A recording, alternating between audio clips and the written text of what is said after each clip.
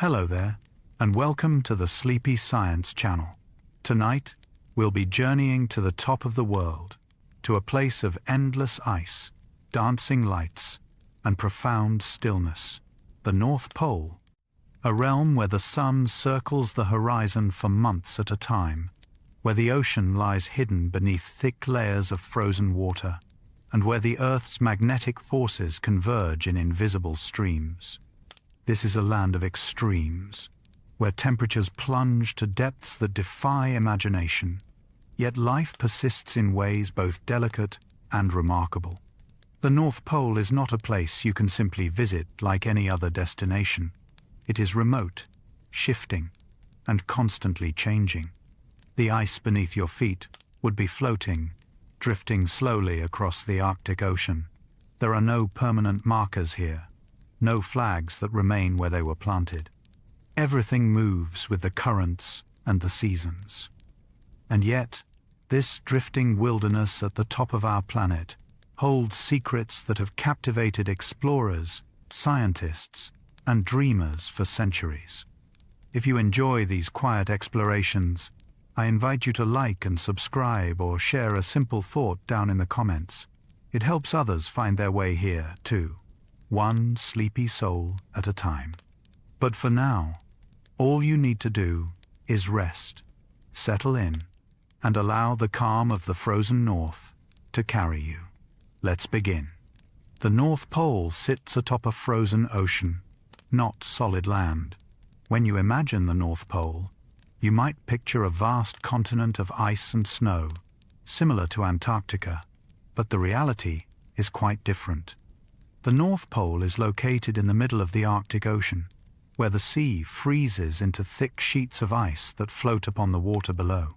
There is no landmass beneath the pole itself, only the deep ocean, dark and cold, hidden under layers of ice that can be several meters thick. This ice is not still. It drifts with ocean currents and winds, moving slowly but constantly. A person standing at the geographic North Pole today would find themselves in a slightly different location tomorrow, carried by the ice as it shifts. Scientists who visit the pole must recalculate their position frequently, because the ice beneath them is always on the move.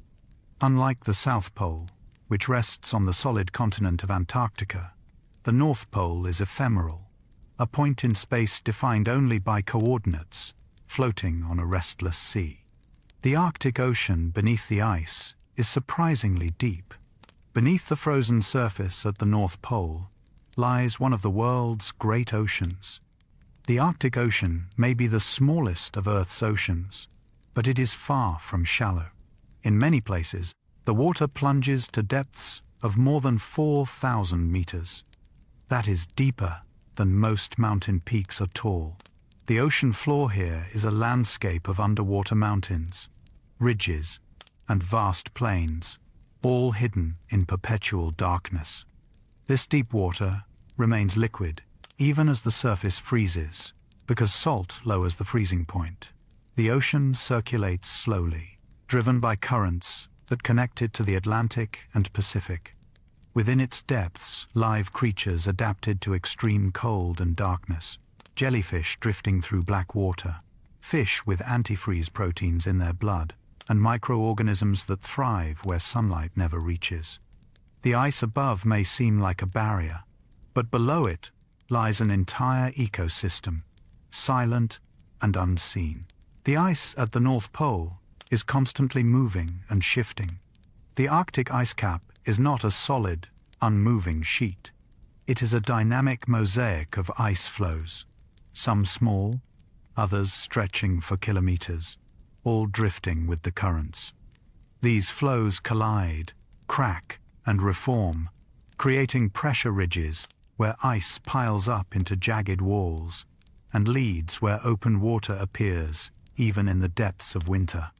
The ice can be smooth in one place and chaotic in another, shaped by forces both above and below. This movement means that the Arctic is always changing. Satellite images show ice swirling in slow motion, opening and closing like breathing. During summer, the ice retreats, shrinking back toward the pole. In winter, it expands outward again. Over the decades, scientists have observed that this cycle is shifting. The ice grows thinner, and the summer retreat extends farther. The Arctic is warming faster than almost anywhere else on Earth, and the ice that has defined the North Pole for millennia is transforming before our eyes. For 6 months of the year, the sun never sets at the North Pole. One of the most remarkable features of the North Pole is its relationship with the sun. Due to the tilt of Earth's axis, the pole experiences 6 months of continuous daylight during summer. From around late March to late September, the sun circles the horizon, never dipping below it. Day and night lose their meaning. There is only an endless procession of light, the sun tracing a slow spiral across the sky. This phenomenon is called the polar day, and it creates a world bathed in perpetual twilight and brightness. The sun never climbs high overhead, as it does at the equator. Instead, it hovers low, casting long shadows and painting the ice in soft hues of gold and pink. For anyone standing at the pole during this time, the experience would be surreal. Time seems to blur when the sky never darkens. Sleep cycles become arbitrary. The world feels suspended in a single, stretched moment of luminous calm. Then, for the other 6 months, the sun never rises. As summer fades, the sun begins its descent. Around late September, it touches the horizon and then slips below, not to return for half a year. The North Pole enters a period called the polar night, a time of darkness that lasts until late March. But this darkness is not absolute. Even without the sun, the sky is not entirely black. During the early and late parts of polar night, there is a faint glow on the horizon, a memory of the sun just beyond the edge of the world. As the months deepen, true darkness arrives. The stars appear in their full glory, and the aurora borealis dances across the heavens with no competing light to diminish its brilliance. The moon, when it rises, becomes the primary source of illumination, reflecting off the ice and creating a landscape of silver and shadow. For those who experience polar night, it is a time of profound stillness. The world becomes quieter, the cold deepens, and the sky transforms into a canvas for the universe's most beautiful lights. The temperature at the North Pole can plunge to -50 degrees Celsius. The North Pole is one of the coldest places on Earth, though not quite the coldest. During the depths of winter, temperatures regularly drop to -40 or -50 degrees Celsius. At such temperatures, exposed skin can freeze in minutes. Metal becomes brittle. Rubber shatters like glass. Even the air itself feels sharp and hostile, each breath a reminder of the extremes you are enduring. Yet, surprisingly, the North Pole is not as cold as the South Pole. Antarctica holds that record, with winter temperatures sometimes reaching -80 or -90 degrees. The difference lies beneath. The North Pole sits above an ocean, which retains some heat even when frozen. Antarctica, by contrast, is a massive landmass covered in ice kilometers thick, with no ocean below to moderate the temperature. Still, the cold at the North Pole is formidable. It is a cold that seeps into everything, that silences sound, and that turns the world into a frozen sculpture. During summer, temperatures at the North Pole hover near freezing. When the sun returns and the polar day begins, the North Pole warms. But warm is a relative term. Summer temperatures typically hover around 0 degrees Celsius, just at the freezing point of water. The ice begins to melt at the edges, creating pools of water on the surface and widening the cracks between flows. But the pole itself rarely warms much beyond freezing. There are no hot summer days here, no warmth that would feel comfortable to human skin. This brief period of relative warmth is critical for the Arctic ecosystem. Seals surface through breathing holes in the ice. Birds arrive to nest on the edges of the ice cap. Algae blooms beneath the ice, feeding tiny creatures that in turn feed fish and whales. The Arctic comes alive in summer, a burst of activity compressed into a few short months before the cold returns. But even in summer, the North Pole remains a place of ice and chill, a reminder that this is the top of the world, where warmth is fleeting and winter is eternal. The geographic North Pole is different from the magnetic North Pole. When most people think of the North Pole, they imagine a single point at the very top of the globe. But in truth, there are multiple North Poles, each defined differently. The geographic North Pole, also called true north, is the point where Earth's axis of rotation meets its surface. This is the point at the center of the Arctic Ocean, the place where all lines of longitude converge. It is a fixed point in space, determined by the planet's spin. The magnetic North Pole, however, is something else entirely. This is the point where Earth's magnetic field lines point vertically downward, the place a compass needle tries to point toward. Unlike the geographic pole, the magnetic pole is not fixed. It wanders, drifting across the Arctic as the molten iron in Earth's core shifts. Over the past century, the magnetic North Pole has moved hundreds of kilometers, migrating from Canada towards Siberia. Scientists track its movement carefully, updating navigation charts and GPS systems to account for the shift. The magnetic North Pole drifts across the Arctic over time. The movement of the magnetic North Pole is not random, but follows patterns driven by changes deep within the Earth. The outer core of our planet is a churning ocean of liquid iron and nickel, and as this metal flows, it generates Earth's magnetic field. Variations in the flow cause the magnetic poles to wander. In recent decades, the magnetic North Pole has been moving faster than usual, traveling at speeds of up to 50 kilometers per year.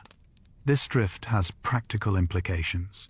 Navigators, pilots, and ships rely on magnetic compasses, and as the pole moves, navigation systems must be recalibrated. Airports update their runway numbers, which are based on magnetic headings. Scientists study the movement to understand the dynamics of Earth's core. Some wonder if the acceleration of the pole's drift signals an approaching magnetic reversal, an event where the north and south magnetic poles flip. Such reversals have happened many times in Earth's history, though they occur over thousands of years, not overnight. Compasses point toward the magnetic North Pole, not the true North Pole. If you were to stand at the geographic North Pole with a compass in hand, the experience would be disorienting. A compass needle aligns with Earth's magnetic field, pointing toward the magnetic North Pole, which is currently located hundreds of kilometers away from true north. At the geographic pole, where all directions are south, a compass would spin or point in seemingly random directions, confused by the convergence of magnetic field lines. This difference between magnetic and geographic north matters greatly for navigation. Mariners and pilots must account for magnetic declination, the angle between true north and magnetic north, which varies depending on location. In some places, the two are aligned. In others, they diverge by many degrees. Maps include declination information, small adjustments that ensure travelers reach their intended destinations. The North Pole, both geographic and magnetic, is a reminder that Earth is a dynamic planet, its fields and forces constantly shifting beneath our feet.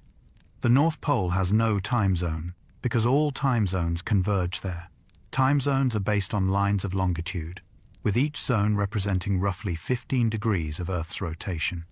But at the North Pole, all lines of longitude meet at a single point. This creates a curious problem. What time is it at the pole? Technically, all time zones exist there simultaneously. You could step a few meters in any direction and cross into a different time zone. In practice, researchers and explorers at the pole often use Coordinated Universal Time, also known as UTC, to avoid confusion. Others use the time zone of their home country or the base from which they departed. But the question itself highlights the arbitrary nature of timekeeping.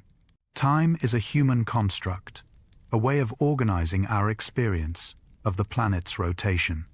At the pole, where that rotation is most abstract, time becomes almost meaningless. There is only the slow spin of the Earth, the sun's endless circle, and the drift of ice beneath your feet. Early explorers faced incredible hardships reaching the North Pole. For centuries, the North Pole remained one of the last unreachable places on Earth. Explorers dreamed of being the first to stand at the top of the world, but the journey was fraught with danger. Expeditions set out across the frozen Arctic, hauling sleds over jagged ice, enduring temperatures that froze their breath, and facing the constant threat of leads opening beneath them, plunging men and equipment into the freezing ocean. Ships became trapped in ice, their crews spending years locked in the frozen sea. Men suffered from frostbite, scurvy, and starvation. Some lost their lives, others returned broken by the experience. The ice was an unforgiving opponent, shifting unpredictably, creating barriers where none had existed, and swallowing the unwary. Yet still, they came, driven by ambition, national pride, and the simple human desire to reach the unreachable. Robert Peary claimed to reach the North Pole in 1909. On April 6, 1909, American explorer Robert Peary announced that he and his team had reached the North Pole.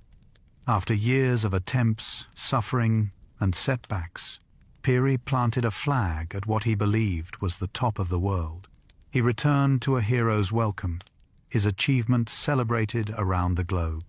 For decades, his claim was accepted as fact, written into history books and taught to schoolchildren. But doubts lingered. Peary's navigational records were incomplete. His speed over the ice seemed impossibly fast, and some accused him of exaggerating his progress. Another explorer, Frederick Cook, claimed to have reached the pole a year earlier, in 1908, though his claim was also disputed. The controversy has never been fully resolved. Modern analysis suggests that Peary may have come close, but likely fell short of the exact pole. Regardless of the truth, his expeditions pushed the boundaries of human endurance and brought the world's attention to the Arctic. The first undisputed visit to the North Pole was by aircraft in 1926. While Peary's claim remains debated, there is no doubt about who first reached the pole by air. On May 9, 1926, Norwegian explorer Roald Amundsen, along with American sponsor Lincoln Ellsworth and Italian pilot Umberto Nobile, flew over the North Pole in the airship Norge. Unlike surface expeditions, their position could be verified with precision using the sun and navigational instruments. The flight marked a turning point. The pole, once a distant dream reachable only through months of suffering, could now be visited in hours. The age of polar exploration by sled and ship gave way to the age of aviation. Over the following decades, aircraft became the primary means of reaching the pole, transforming it from an unreachable point into a destination for scientists, adventurers, and eventually even tourists. The first confirmed surface expedition to the North Pole occurred in 1968. It was not until 1968 that humans definitively reached the North Pole by traveling over the ice. An American team led by Ralph Plaisted used snowmobiles to cross the frozen Arctic Ocean, reaching the pole on April 19th. Their position was confirmed by air navigation, leaving no doubt about their achievement. A few weeks later, another expedition led by Wally Herbert reached the pole on foot, completing a journey across the Arctic that many consider the last great polar exploration. These expeditions proved that reaching the pole overland was possible, though it remained extraordinarily difficult. The ice was treacherous, the weather brutal, and the logistics immense. Yet they succeeded, adding their names to the short list of those who had stood at the top of the world. Today, with modern technology, reaching the pole is easier, though still challenging. GPS systems provide precise locations, aircraft can evacuate teams in emergencies, and satellite communication keeps explorers connected to the world. But the ice remains as unforgiving as ever. Nuclear submarines have surfaced at the North Pole beneath the ice. One of the most dramatic visits to the North Pole came from below. On August 3, 1958, the United States Navy submarine, USS Nautilus, became the first vessel to reach the pole by traveling under the Arctic ice. The submarine navigated in darkness, using sonar to avoid ice ridges and maintain depth. When it passed beneath the pole, the crew celebrated quietly, aware they were making history. 2 years later, in 1960, the submarine USS Skate surfaced directly at the North Pole, breaking through the ice. The crew climbed out onto the frozen surface, standing at the top of the world in a scene that seemed almost surreal. Since then, submarines have occasionally visited the pole, demonstrating that the Arctic Ocean, though frozen above, remains navigable below. These underwater journeys are a reminder that the North Pole is not just a point on the ice, but a three-dimensional space, accessible from above, across, and beneath. The North Pole is a site of international scientific research. Today, the North Pole is less a destination for adventurers and more a laboratory for scientists. Research stations drift with the ice, carrying teams of researchers who study climate, oceanography, ice dynamics, and atmospheric chemistry. These stations are temporary, assembled each year and dismantled when the ice begins to break up. Scientists live in tents or small huts, surrounded by instruments that measure everything from ice thickness to wind speed. The data they collect is invaluable. The Arctic is warming faster than any other region on Earth, and understanding why is critical for predicting global climate patterns. Ice cores drilled from the frozen surface reveal atmospheric conditions from thousands of years ago, locked in tiny bubbles of ancient air. Ocean measurements track the flow of currents that influence weather across the Northern Hemisphere. The North Pole, once a symbol of the unknown, is now a key to understanding our planet's future. Icebreakers are essential for reaching the North Pole by sea. Despite the thickness of the Arctic ice, ships can reach the North Pole, but only with the help of icebreakers. These specialized vessels have reinforced hulls and powerful engines designed to smash through ice several meters thick. They push forward relentlessly, breaking a channel that other ships can follow. The largest icebreakers, many operated by Russia, can force their way through ice that would stop any ordinary ship. Reaching the pole by icebreaker is a slow, grinding process. The ship rocks and shudders as it climbs onto the ice, its weight breaking the frozen surface. Progress is measured in kilometers per hour, sometimes less. But eventually, the vessel arrives at the pole, where passengers can step out onto the ice and stand at the top of the world. For those aboard, the journey is an experience unlike any other, a voyage through a landscape of white silence, broken only by the crack and groan of ice yielding to steel. Tourism to the North Pole is rare but possible. In recent decades, a small number of adventurous travelers have visited the North Pole. Icebreaker cruises carry passengers from Russia through the Arctic Ocean, breaking through the ice until they reach 90 degrees north.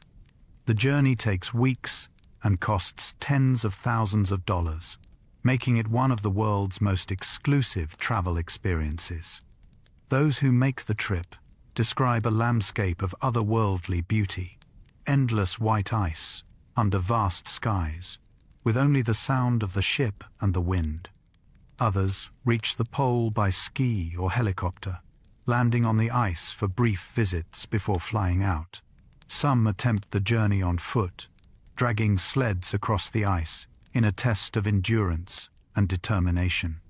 But all visitors share a common experience, the profound isolation of standing at the top of the world, where every direction is south and the horizon stretches in a perfect circle. It is a place that feels like the edge of the earth, a boundary between the known and the infinite. The ice at the North Pole is shrinking due to climate change. The Arctic is changing. Satellite records show that the extent of sea ice at the North Pole has been declining for decades. Each summer, the ice retreats farther than it did the year before. Each winter, it grows back a little less. The ice that remains is thinner, younger, and more fragile than it was in the past. Old, thick ice that once persisted for years is disappearing, replaced by ice that forms and melts within a single season. This loss has profound implications. The white surface of the ice reflects sunlight, helping to cool the planet. As the ice shrinks, darker ocean water is exposed, absorbing more heat and accelerating warming. This feedback loop is one reason the Arctic is warming twice as fast as the global average. Scientists warn that the North Pole could be ice-free in summer within a few decades, a transformation that would reshape weather patterns, ocean currents, and ecosystems around the world. Some scientists predict ice-free summers at the North Pole by mid-century. Climate models project a future Arctic dramatically different from today. By the middle of this century, possibly sooner, the North Pole may experience summers without ice. The frozen cap that has existed for millennia could melt away entirely during the warmest months, leaving open water at the top of the world. In winter, ice would still form, but it would be thin and seasonal, nothing like the thick, multi-year ice that once defined the region. This shift would have cascading effects. Shipping routes across the Arctic would become navigable, reducing travel times between continents. But the environmental cost would be immense. Polar bears, seals, and other ice-dependent species would face habitat loss. Indigenous communities that rely on the ice for hunting and travel would see their way of life disrupted. The global climate system, which depends on the Arctic's cooling influence, would be altered in ways that are difficult to predict. The loss of ice would also expose new challenges. Open water absorbs more heat, creating stronger storms. Thawing permafrost releases methane, a potent greenhouse gas, further accelerating warming. The transformation of the Arctic is not just a regional issue, but a planetary one, a signal that the Earth's climate is entering uncharted territory. Polar bears are the most iconic animals of the North Pole region. When people imagine the Arctic, they often picture the polar bear, a powerful predator perfectly adapted to life on the ice. These bears are the largest land carnivores on Earth, with males weighing up to 800 kilograms. Their white fur blends with the snow and ice, camouflaging them as they hunt.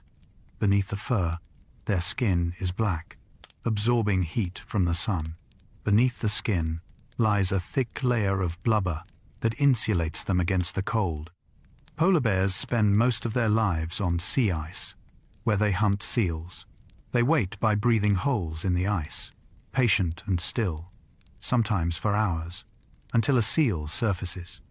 Then, with explosive speed, they strike.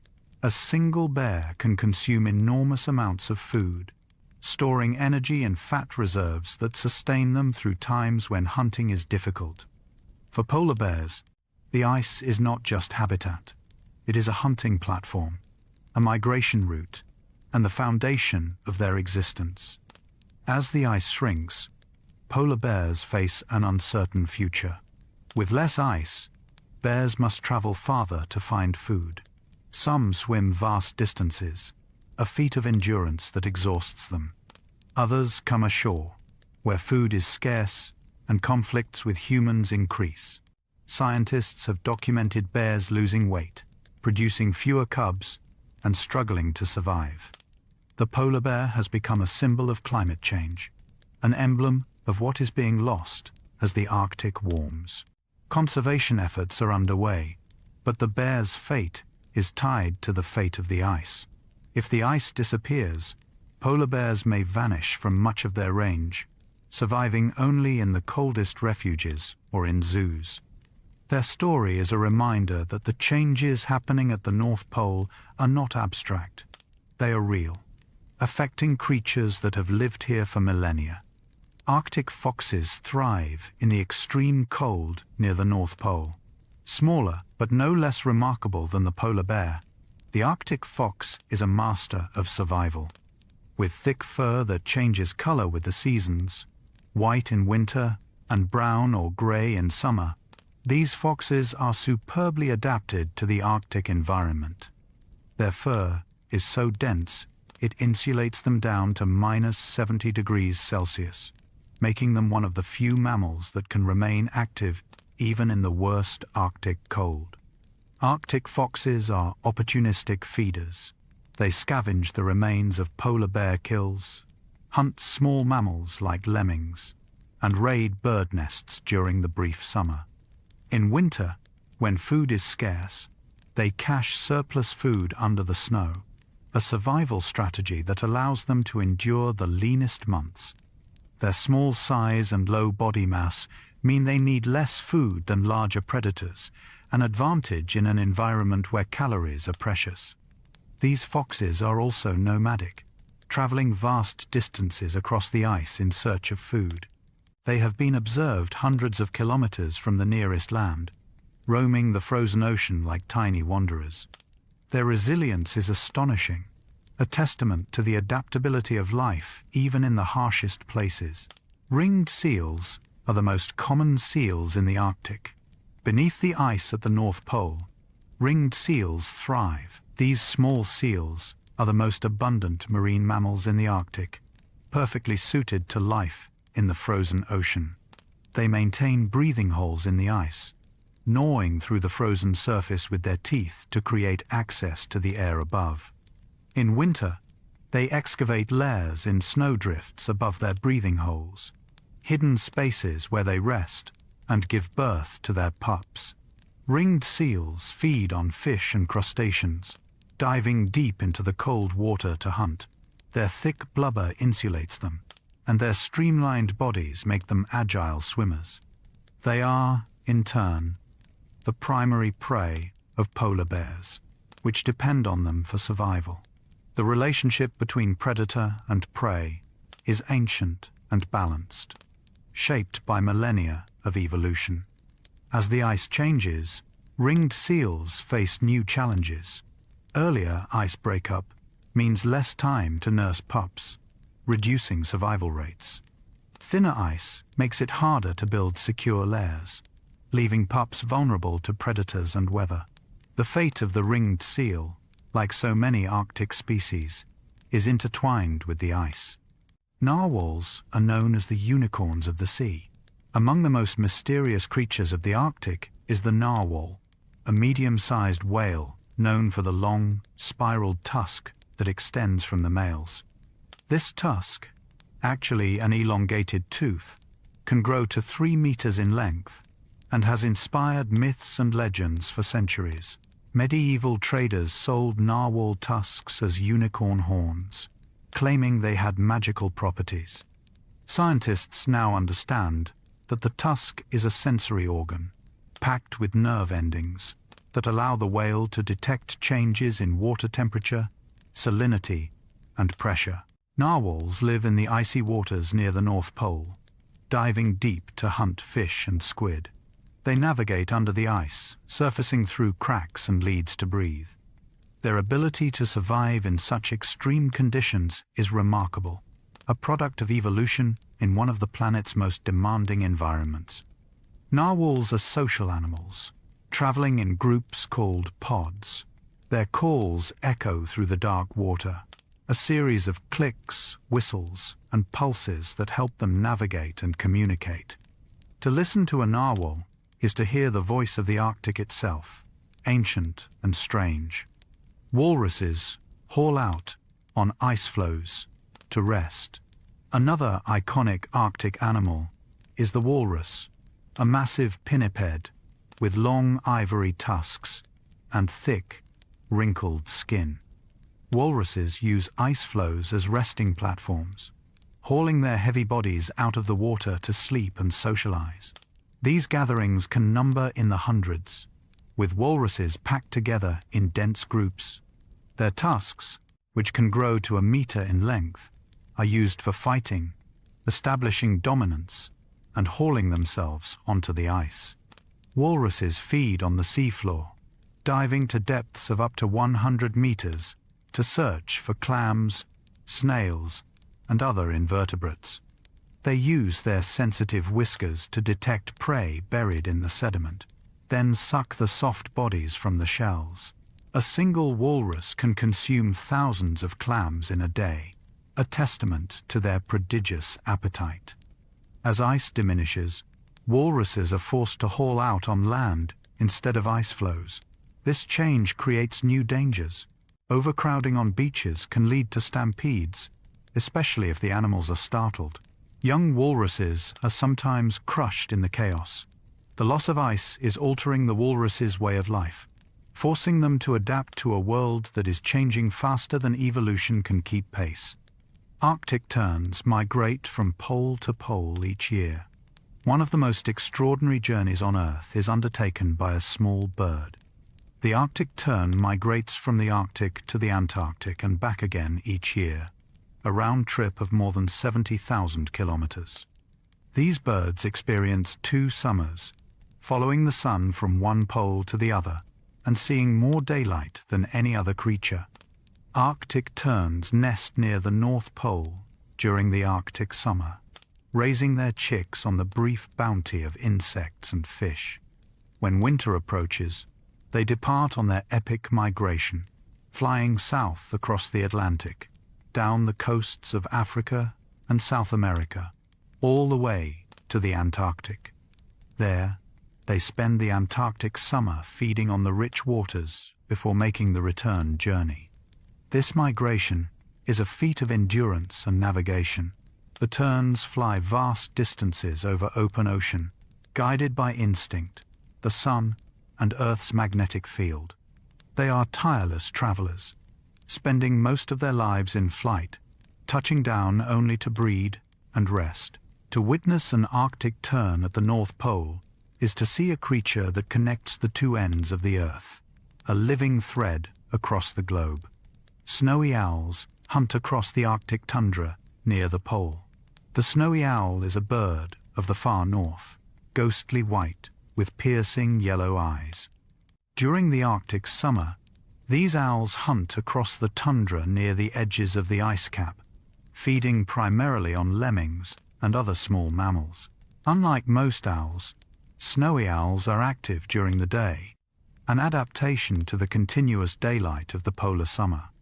Their white plumage provides perfect camouflage against the snow. They sit motionless on the ground or atop rocky outcrops, scanning for movement. When prey is spotted, they strike with silent precision, their powerful talons seizing the victim before it can escape. In years when prey is abundant, snowy owls may raise large broods, with up to 10 chicks hatching in a single nest. In winter, some snowy owls migrate south, appearing in Canada, the northern United States, and even Europe. Others remain in the Arctic year-round, enduring the polar night and extreme cold. Their ability to survive in such conditions is remarkable, a testament to their resilience. To see a snowy owl near the North Pole is to witness a creature perfectly suited to its environment, a hunter of the ice and snow. Lichens grow slowly on rocks exposed above the ice. Even in the harsh environment near the North Pole, life finds a way. Lichens, symbiotic organisms composed of fungi and algae, grow on rocks and exposed ground at the edges of the ice. They are among the hardiest life forms on Earth, able to survive extreme cold, intense UV radiation, and long periods without water. Their growth is measured in millimeters per year, a slow accumulation that can create colonies centuries old. Lichens are important pioneers, breaking down rock and creating soil where other plants can eventually take root. They provide food for caribou and other herbivores during winter, when other vegetation is buried under snow. Their colors range from bright orange to pale green to deep black, adding subtle splashes of color to a landscape otherwise dominated by white and gray. To examine a lichen near the North Pole is to look at one of life's simplest and most enduring forms. These organisms ask for almost nothing and persist against all odds, clinging to bare rock in a world of ice. They are a reminder that life's resilience knows few bounds. Mosses carpet the ground in brief summer bursts of green. During the short Arctic summer, mosses bloom across the tundra. These small plants grow in dense mats, covering the ground in soft carpets of green. They absorb water like sponges, creating wet, squishy landscapes that squelch underfoot. Mosses require no roots in the traditional sense. They draw moisture and nutrients directly from the air and rain, thriving in the thin soils of the Arctic. For a few weeks each year, the tundra transforms. The endless white of winter gives way to green, dotted with tiny wildflowers that bloom and set seed in a frantic rush to reproduce before the cold returns.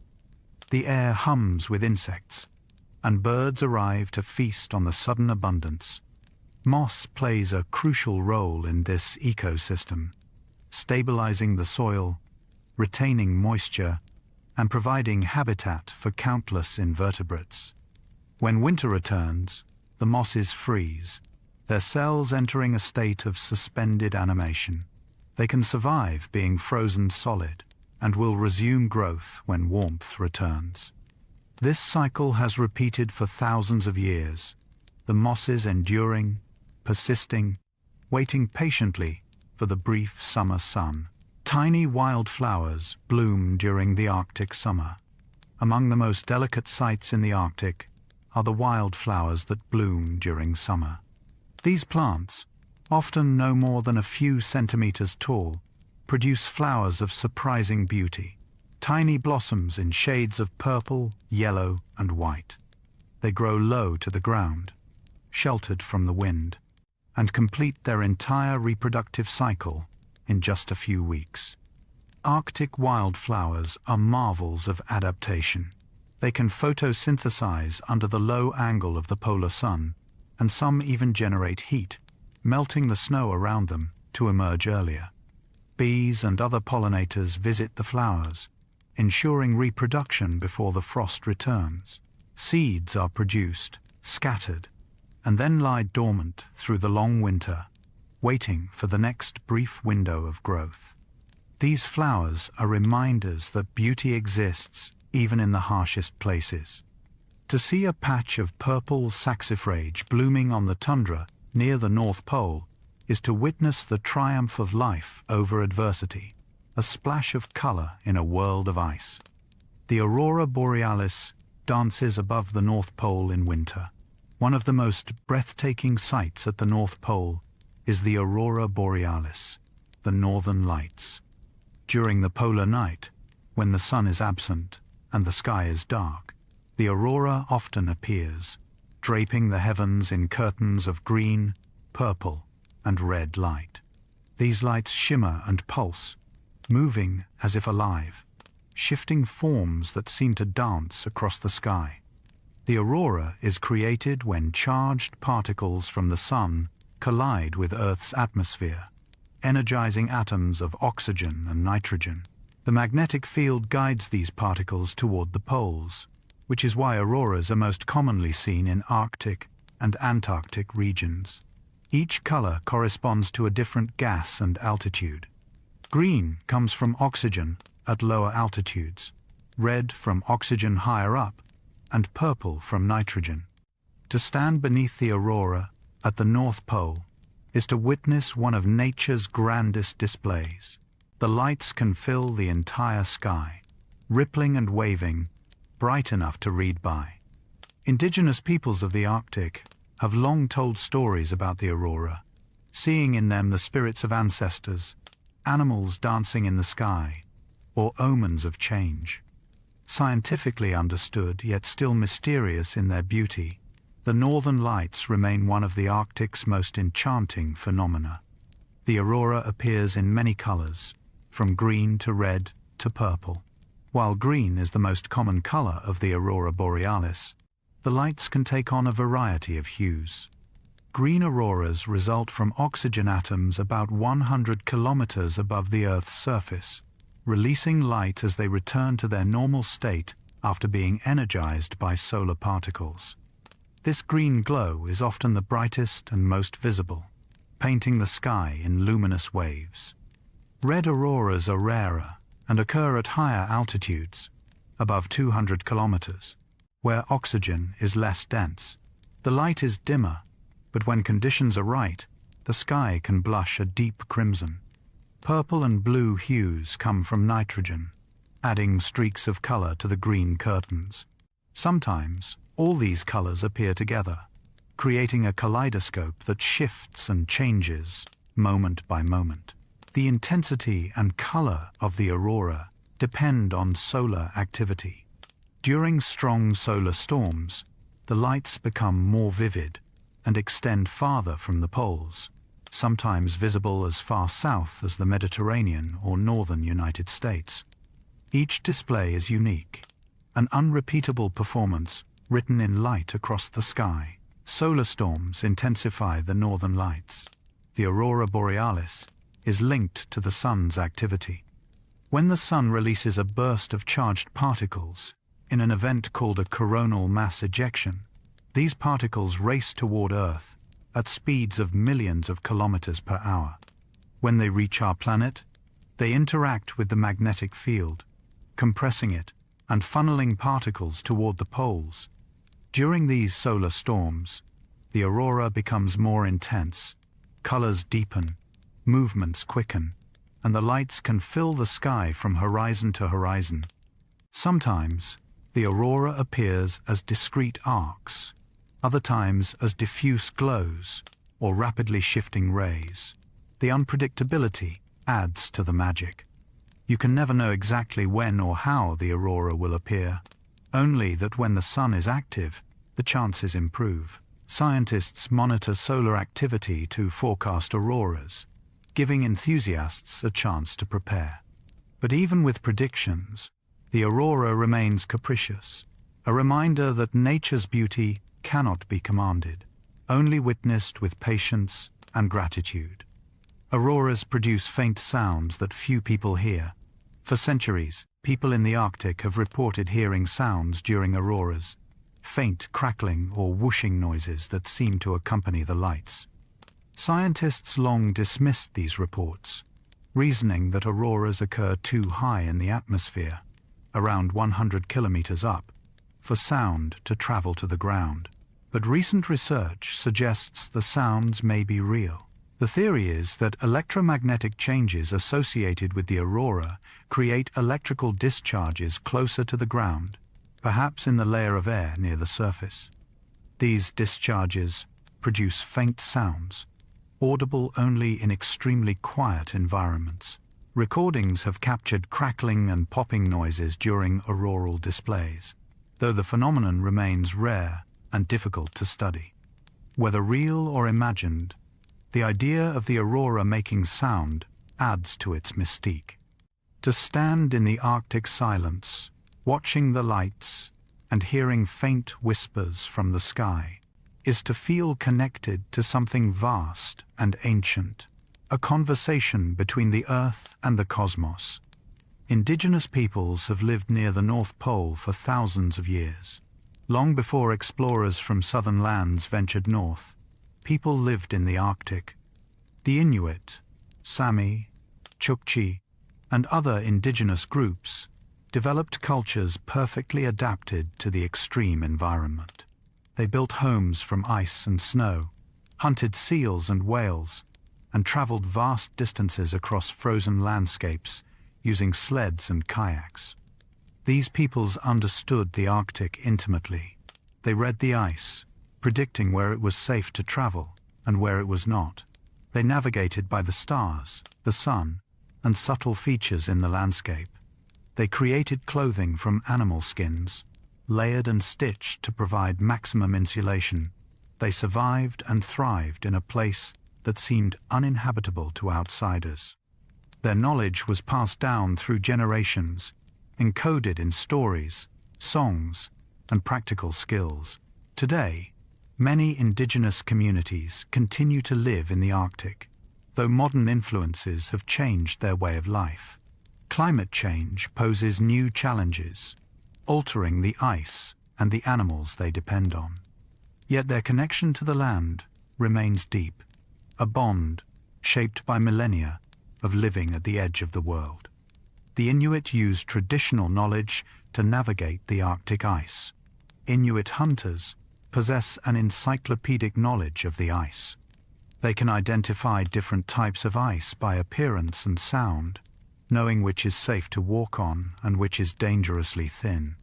They understand how currents and winds shape ice formations, and they can predict weather changes by observing the sky, clouds, and animal behavior. This knowledge is not written in books but taught through experience and observation. Elders pass it to younger generations, taking them onto the ice and teaching them to read the subtle signs. A crack in the ice, the color of the water, the direction of the wind, all these details matter. Mistakes can be fatal, so the learning is rigorous and continuous. Modern technology, including GPS and satellite imagery, provides new tools, but traditional knowledge remains invaluable. Satellites cannot tell you whether ice will hold your weight or whether a storm is approaching faster than predicted. The Inuit have learned to combine old and new, blending ancestral wisdom with modern techniques to navigate a changing Arctic. Igloos provided shelter from the Arctic cold. One of the most iconic symbols of the Arctic is the igloo, a dome-shaped shelter built from blocks of compacted snow. Igloos are remarkable feats of engineering. The dome shape distributes weight evenly, making the structure strong despite being built from snow. The blocks are cut from dense, wind-packed snow and stacked in a spiral, leaning inward until they meet at the top. Inside, the temperature can be significantly warmer than outside, sometimes reaching above freezing, even when the exterior temperature is -40 degrees.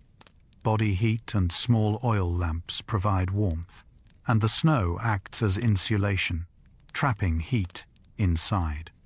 Ventilation holes prevent the buildup of carbon dioxide, and the low entrance tunnel traps cold air below the living area, creating a natural temperature gradient. Igloos were traditionally built as temporary shelters during hunting trips, though some were larger and used for extended stays. Today, they are less common, as modern materials and buildings have largely replaced them. But the igloo remains a symbol of ingenuity, a reminder that with knowledge and skill, humans can create comfort even in the most extreme environments. Sled dogs were essential for Arctic transportation. For centuries, sled dogs were the primary means of transportation across the Arctic. Teams of dogs, bred for strength, endurance, and thick fur, pulled sleds loaded with supplies, hunters, and equipment across vast distances. These dogs could navigate in blizzards, find their way home in whiteout conditions, and work tirelessly day after day. The relationship between musher and dogs was one of mutual dependence. The musher cared for the dogs, feeding them, checking their paws for ice and injury, and resting them when needed. The dogs, in turn, provided transportation, companionship, and sometimes even warmth, their bodies used to keep the musher from freezing during the coldest nights. Different breeds were developed for different regions. The Siberian Husky, the Alaskan Malamute, and the Greenland Dog are all descendants of ancient Arctic breeds. Today, snowmobiles have largely replaced sled dogs for practical transportation, but dog sledding remains an important cultural tradition. Races like the Iditarod celebrate the endurance and spirit of these remarkable animals. The midnight sun creates continuous daylight in summer. During the Arctic summer, the sun circles the horizon without setting, a phenomenon called the midnight sun. For those experiencing it for the first time, the effect is disorienting. Clocks become meaningless when the sky never darkens. Sleep patterns shift. The world feels suspended in a single, endless day. Wildlife takes advantage of the continuous light. Birds hunt and feed around the clock. Plants photosynthesize without pause, racing to grow and reproduce before winter returns. For humans, the midnight sun can be both exhilarating and exhausting. The constant light energizes some, while others struggle to sleep without darkness. The midnight sun has inspired myths and art across cultures. In Scandinavia, it is celebrated with festivals and gatherings. In the Arctic, it marks the brief window when travel and hunting are easiest, when the ice softens and the tundra blooms. To experience the midnight sun is to step outside the normal rhythms of day and night, into a world where time seems to hold its breath. The polar night brings months of darkness. Just as summer brings continuous light, winter brings continuous darkness. For months, the sun remains below the horizon, and the world enters a state of perpetual twilight and night. This is the polar night, a time when the stars shine without interruption, and the moon becomes the primary source of illumination. The darkness is profound. Without artificial light, the world becomes a landscape of shadows and subtle contrasts. The ice glows faintly under the moon, and the aurora borealis paints the sky in colors invisible during the bright summer. For those who live through it, the polar night is a time of introspection and quiet, a season when life slows and the outside world seems very far away. Yet even in the deepest darkness, there is beauty. The stars are more brilliant than anywhere else, undimmed by light pollution or the sun's glare. Constellations wheel overhead, and the Milky Way stretches across the sky like a river of light. The polar night, though challenging, offers a window into the heavens that few places on Earth can match.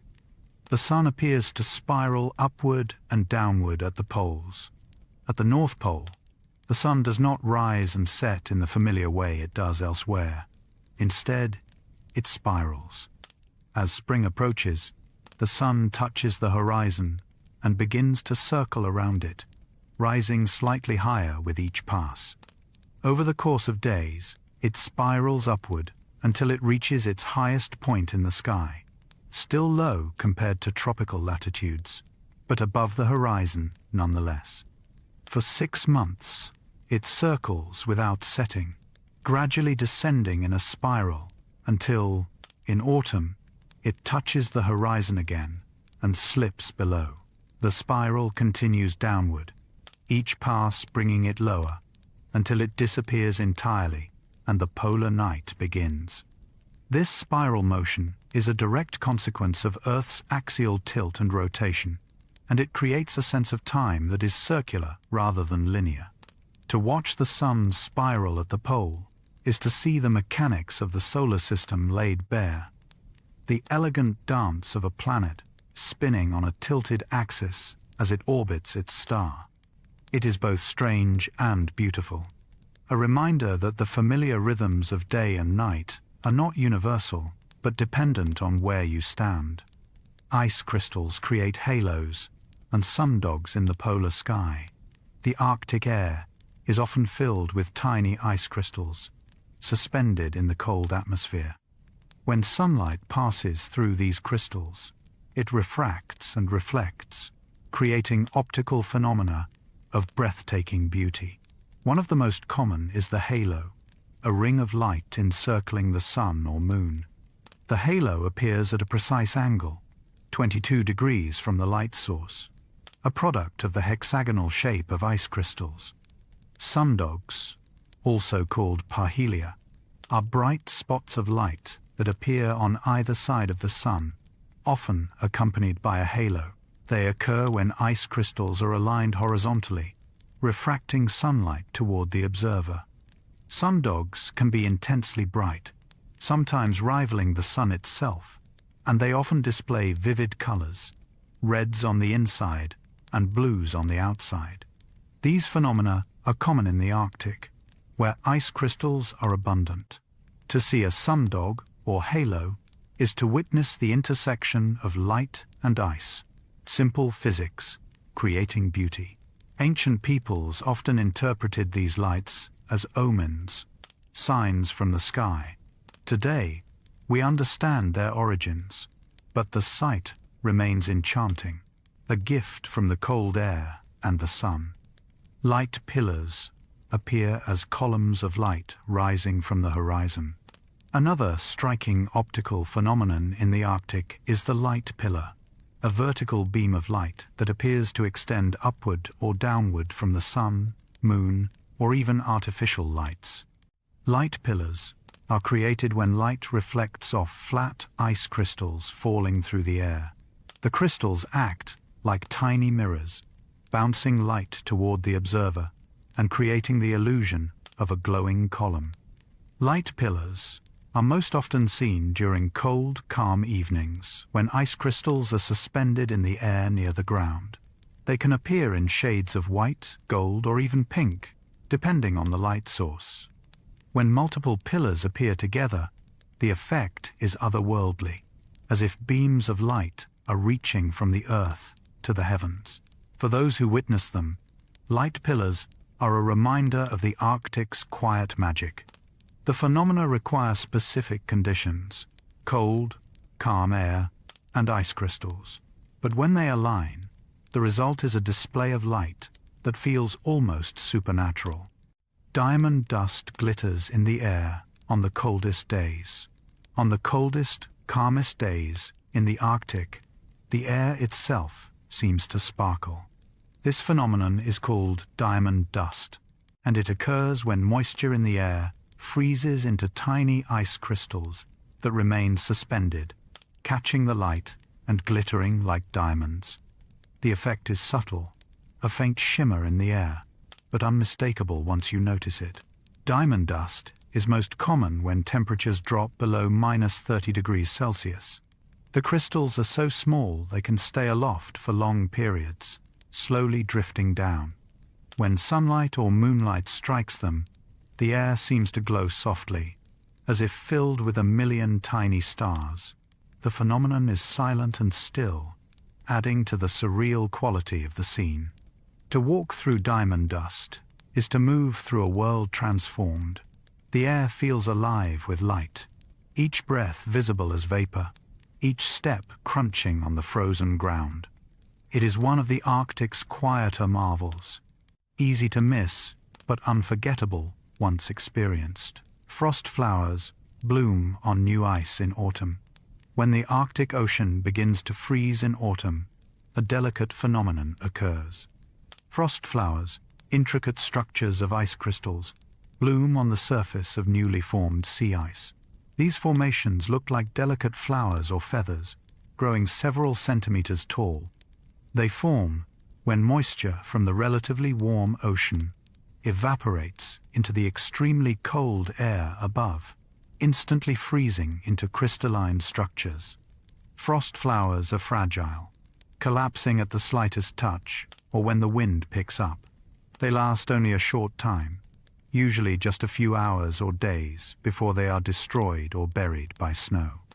But while they exist, they create a landscape of astonishing beauty, the ice covered in what looks like a garden of frozen blossoms. Scientists study frost flowers because they concentrate salt and other chemicals from the seawater, affecting atmospheric chemistry. But for observers, they are simply beautiful. a reminder that even in the harsh Arctic, nature finds ways to create moments of unexpected elegance. Pancake ice forms in rough Arctic seas. Not all sea ice forms in smooth sheets. In rough waters, where waves churn the surface, ice forms in a unique way. Small disks of ice, called pancake ice, develop as slush, and ice crystals collide and freeze together. The constant motion of the waves rounds the edges and causes the disks to bump into one another, creating raised rims like the edges of a pancake. Pancake ice can range in size from a few centimeters to several meters across. When conditions are right, entire fields of pancake ice cover the ocean, creating a surreal landscape of floating disks jostling against each other. As the ice thickens and the ocean calms, the pancakes freeze together, forming larger sheets of ice. To witness pancake ice forming is to see the ocean in transition, caught between liquid and solid, movement and stillness.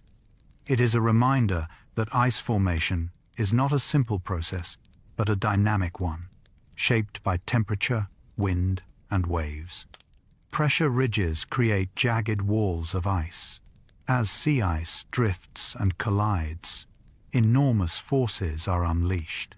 When two ice floes are pushed together by wind or currents, the ice buckles and fractures, piling up into jagged walls called pressure ridges.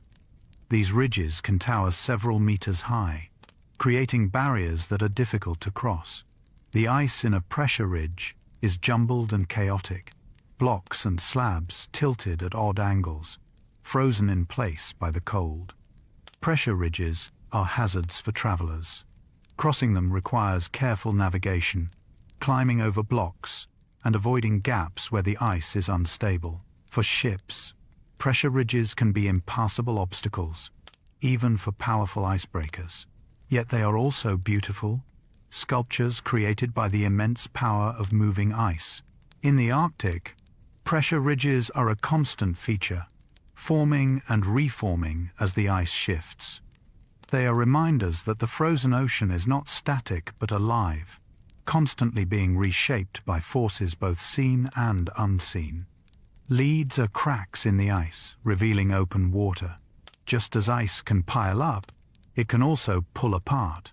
Leads are cracks in the sea ice where the frozen surface splits, revealing the dark ocean beneath.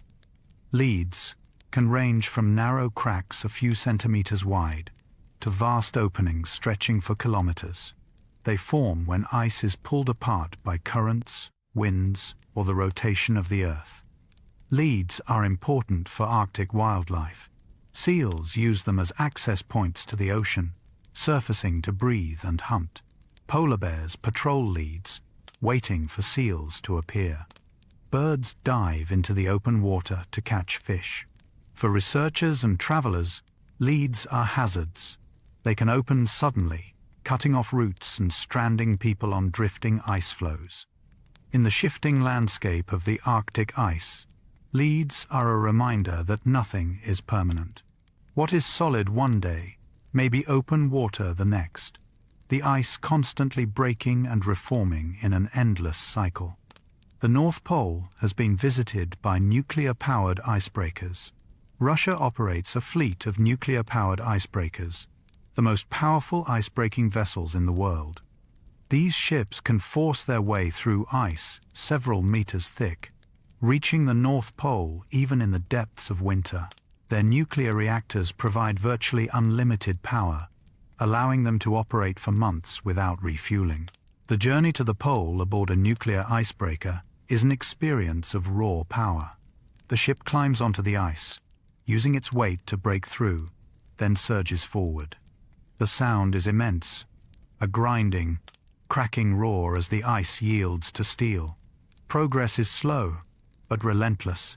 Eventually, the ship reaches 90 degrees north, where passengers can step out onto the ice at the top of the world.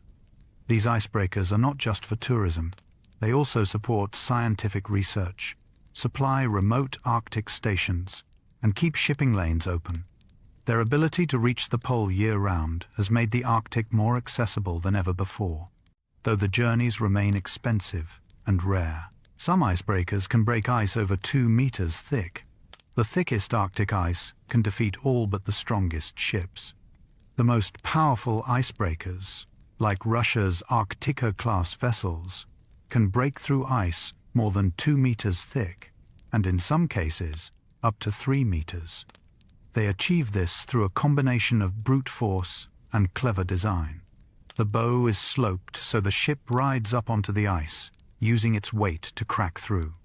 The hull is reinforced with thick steel, and the engines generate tens of thousands of horsepower. Breaking through thick ice is slow work. The ship may advance only a few hundred meters per hour in the heaviest ice. But the ability to do so opens regions that would otherwise be inaccessible, allowing supplies to reach remote communities and scientists to study the Arctic year-round. For passengers aboard, the experience is visceral. The ship shudders and groans, ice screeching along the hull.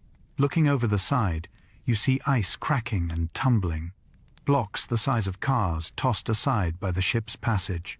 It is a demonstration of human engineering conquering one of nature's most formidable barriers. Arctic sea ice extent varies seasonally. The amount of ice covering the Arctic Ocean changes dramatically with the seasons. In winter, the ice expands, covering approximately 15 million square kilometers. In summer, it retreats to about 5 million square kilometers, less than half its winter extent. This seasonal cycle has occurred for millennia, driven by the sun's angle and the length of days. Satellites monitor this cycle closely, providing daily measurements of ice extent. Scientists use this data to track long-term trends. The seasonal cycle continues, but the overall trend is concerning. Both the winter maximum and summer minimum extents are shrinking, indicating that the Arctic is losing ice year after year. This variability matters for weather, ocean currents, and wildlife. The ice reflects sunlight, helping to cool the planet. When it melts, darker ocean water absorbs more heat, accelerating warming. The cycle of growth and retreat is natural, but the accelerating loss of ice is not, and its consequences are global.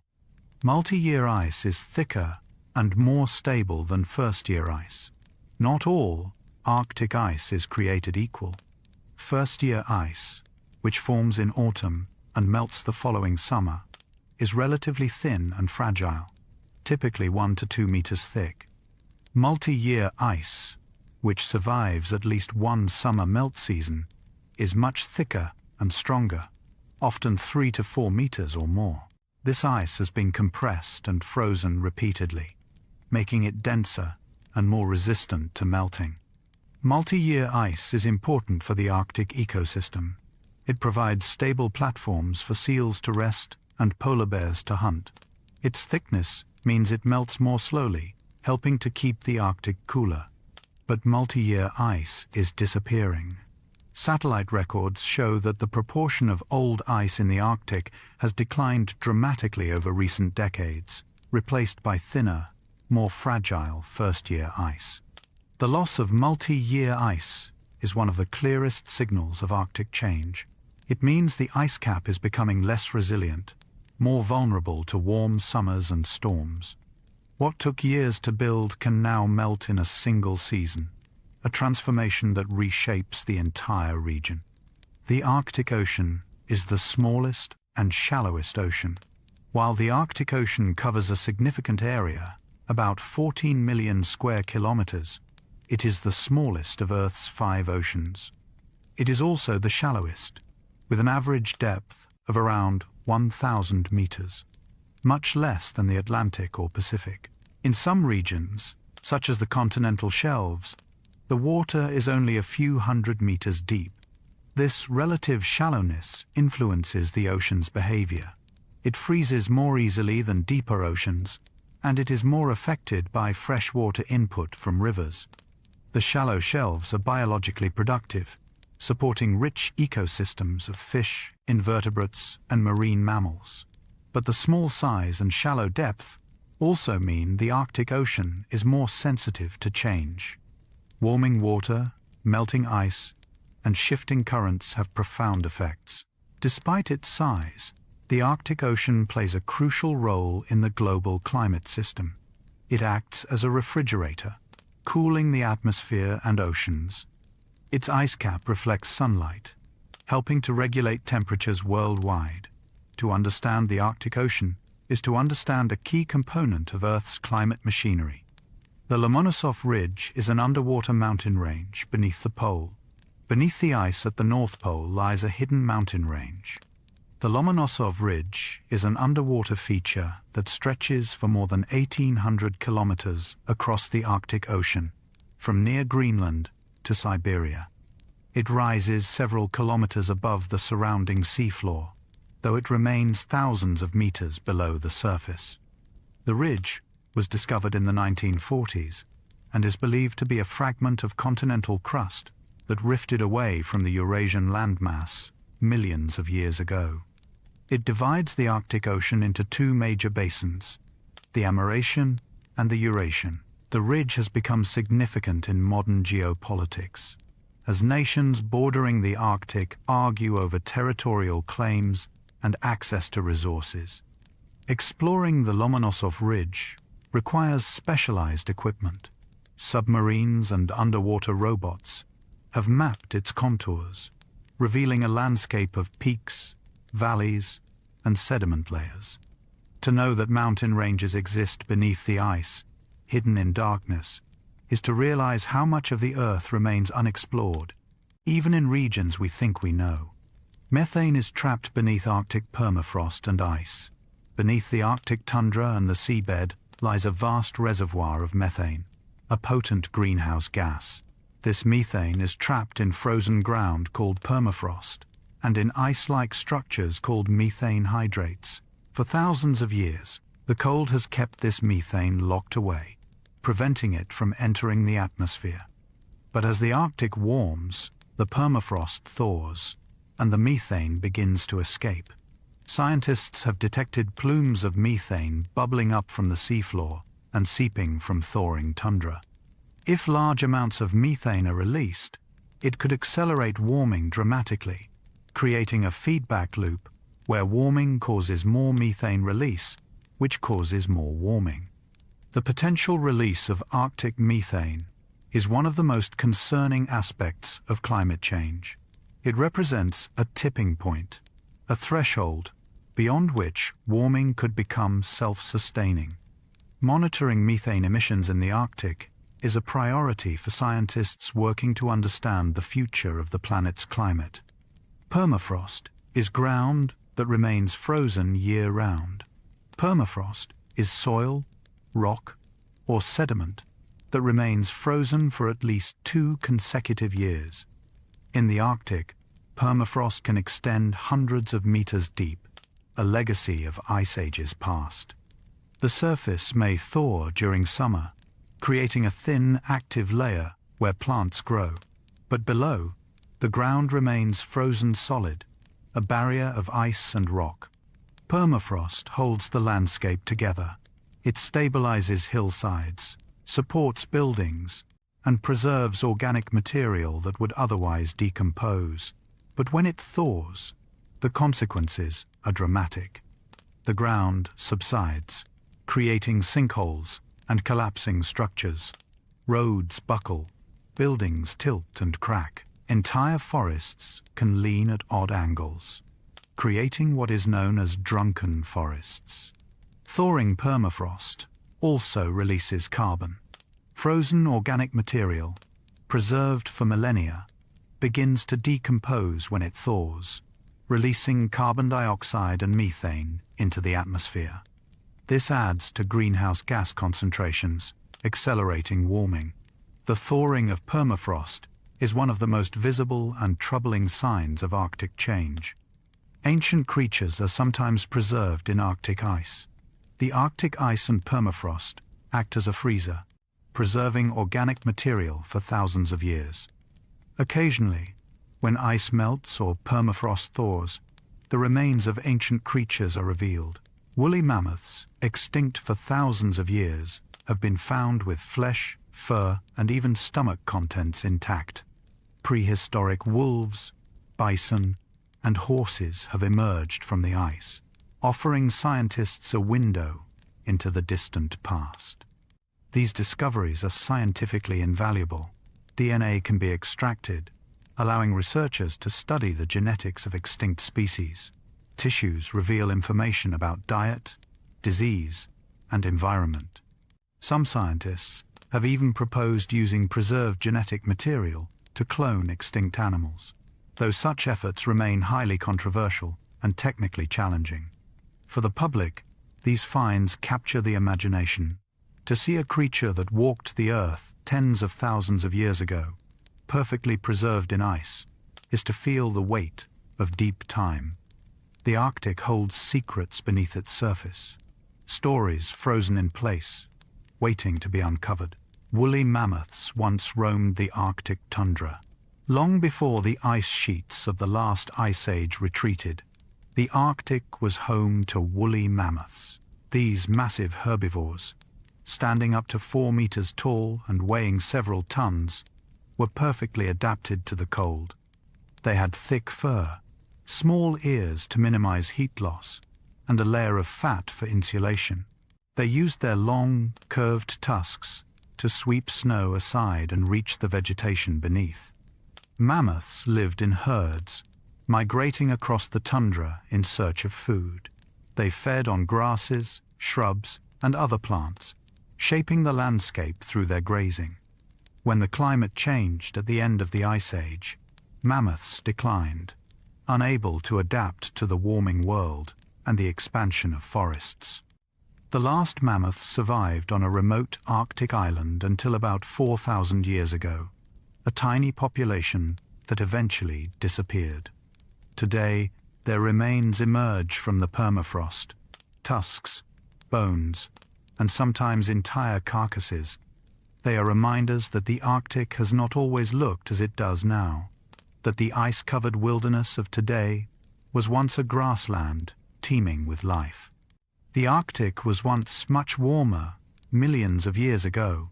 If you could travel back in time 50 million years, the Arctic would be unrecognizable.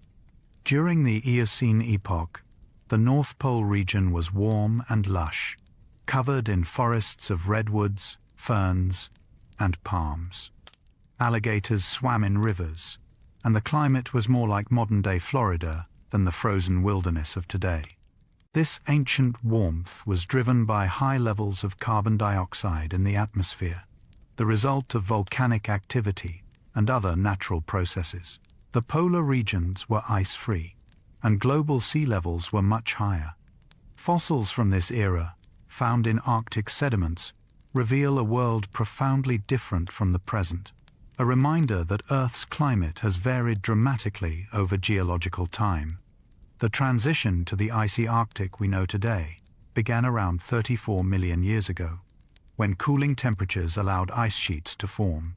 The process accelerated during the ice ages of the past 2 million years, sculpting the Arctic into the frozen realm it is now. But the ancient past reminds us that the Arctic has not always been cold, and that climate is never static. Ice cores reveal ancient climate records. One of the most important tools for understanding past climate is the ice core. Scientists drill deep into the ice cap, extracting long cylinders of ice that preserve a record of snowfall, atmospheric composition, and temperature stretching back hundreds of thousands of years. Each layer of ice represents a year of accumulation. Like the rings of a tree, trapped within the ice are tiny bubbles of ancient air, preserved exactly as they were when the snow fell. By analyzing these bubbles, scientists can measure past levels of carbon dioxide, methane, and other gases, revealing how the atmosphere has changed over time. Dust, pollen, and volcanic ash in the ice provide additional clues about past environments and events. Ice cores from the Arctic have revealed cycles of ice ages and warm periods driven by changes in Earth's orbit. They show that current levels of greenhouse gases are higher than at any time in the past 800,000 years.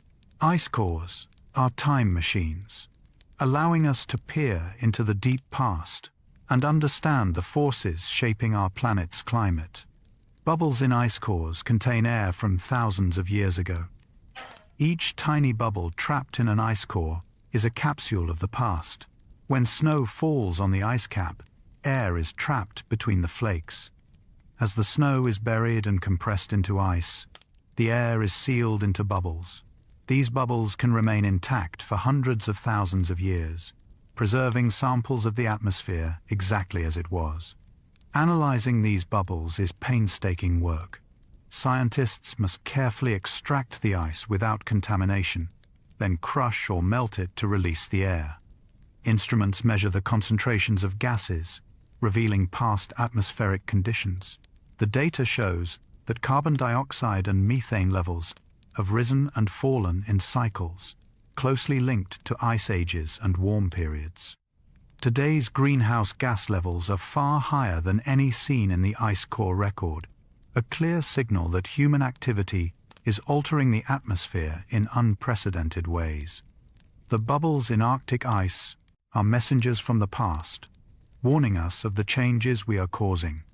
The North Pole is a site of international cooperation. Despite political tensions elsewhere, the Arctic has largely remained a zone of cooperation.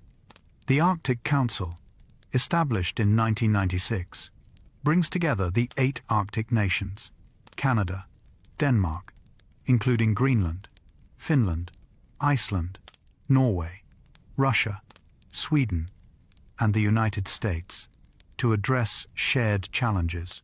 Indigenous communities are also represented, ensuring their voices are heard. The Council focuses on environmental protection, sustainable development, and scientific research. It has facilitated agreements on search and rescue, oil spill response, and fisheries management. Scientists from different nations collaborate on research, sharing data and resources to better understand the Arctic and its changes. This cooperation is vital. The Arctic does not respect borders.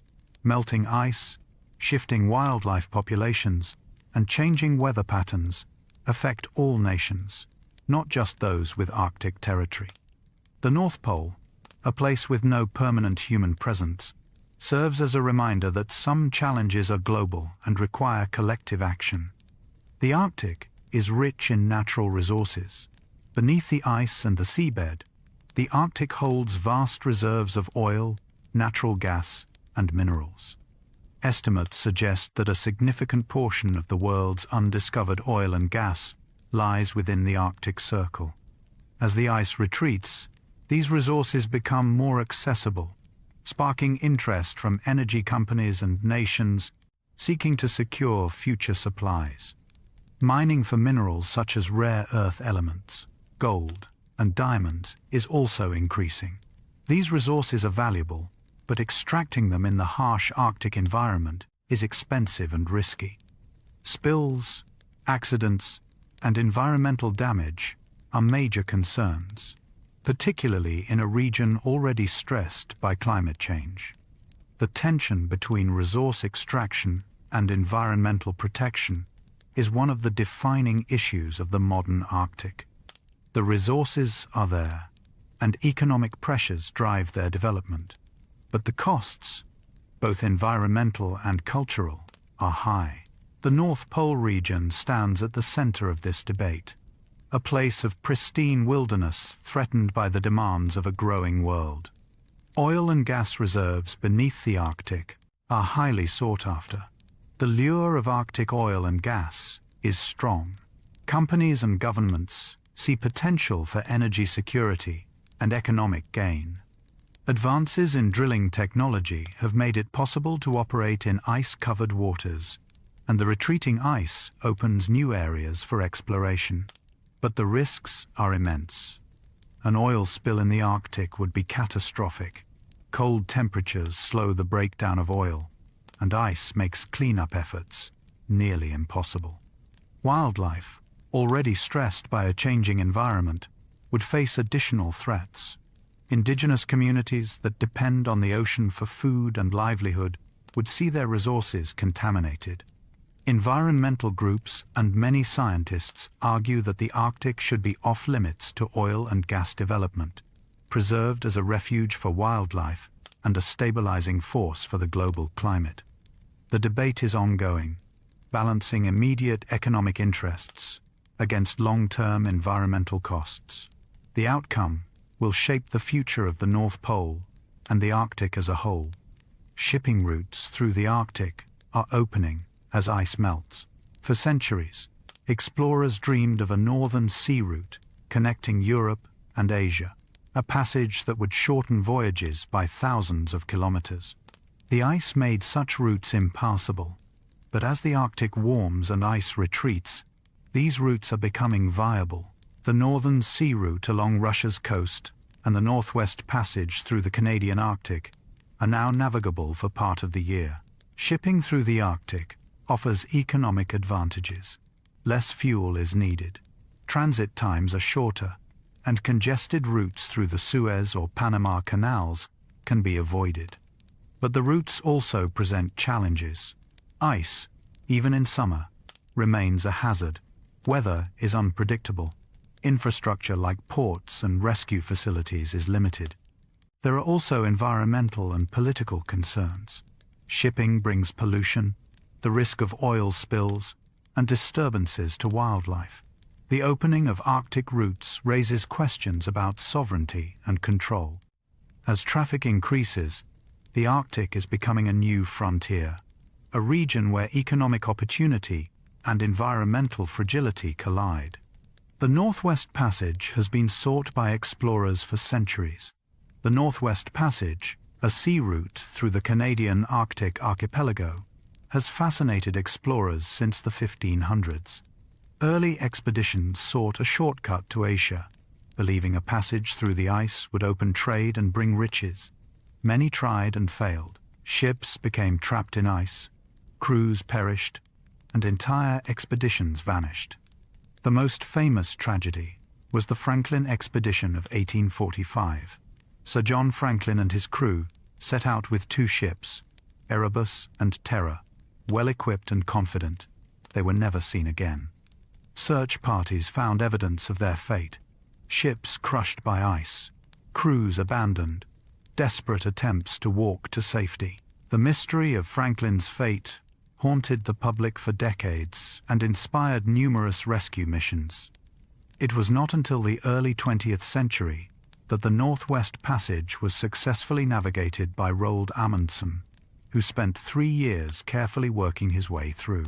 Today, with less ice, the passage can sometimes be traversed in a single summer season. What once took years and cost lives is now within reach, though the passage remains challenging and remote. The Northeast Passage offers a route along Russia's coast. The Northeast Passage, also called the Northern Sea Route, runs along the northern coast of Russia from the Atlantic to the Pacific. Like the Northwest Passage, it was long sought as a shortcut, but remained blocked by ice. Russian and Soviet explorers and icebreakers worked for decades to map and navigate the route, establishing ports and support stations along the way. Today, the Northern Sea Route is the more developed of the 2 Arctic passages. Russia promotes it as an alternative to southern routes, and traffic has been increasing. Tankers carry oil and gas, cargo ships move goods, and icebreakers keep the route open during the navigable season. But the route is only fully open for a few months each year, and ice conditions vary. The development of the Northeast Passage is changing the geopolitics of the Arctic. It offers economic opportunities, but also raises questions about environmental impact, sovereignty, and the future of a region in rapid transition. The North Pole sits at the heart of these changes, a symbol of the Arctic's transformation. Polar research stations drift with the ice. Scientists studying the North Pole region often work from temporary stations established on the ice itself. These stations, built on thick ice floes, drift with the currents, sometimes hundreds of kilometers, over the course of a year. Researchers live in insulated tents or small buildings, enduring months of isolation and extreme cold to collect data. These drifting stations have a long history. The Soviet Union pioneered the concept, establishing North Pole stations beginning in the 1930s. Teams would be dropped onto the ice by aircraft, along with supplies and equipment, and would remain for months or even a year. The stations drifted across the Arctic, collecting weather data, ocean measurements, and ice observations. Today, international teams continue this tradition. The data they collect is vital for understanding the Arctic system, how the ice moves, how the ocean circulates, and how the atmosphere responds to changes. Life on a drifting station is demanding, but for those who endure it, the rewards are the chance to study one of Earth's most remote and changing environments firsthand. The Mosay expedition was the largest Arctic research mission ever. In 2019, the German icebreaker Polarstern embarked on the Multidisciplinary Drifting Observatory for the Study of Arctic Climate, or MOSAE, the most ambitious Arctic research project ever undertaken. The ship deliberately allowed itself to be frozen into the ice near the North Pole, then drifted with the ice for a full year, carrying a team of hundreds of scientists from around the world. The goal was to study the Arctic in unprecedented detail, measuring everything from ice thickness to ocean chemistry to atmospheric conditions.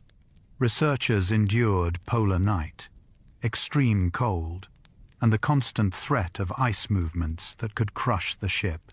They collected vast amounts of data, much of which is still being analyzed. Mosaic represents a new era of Arctic research, large-scale, international, and focused on understanding the system as a whole.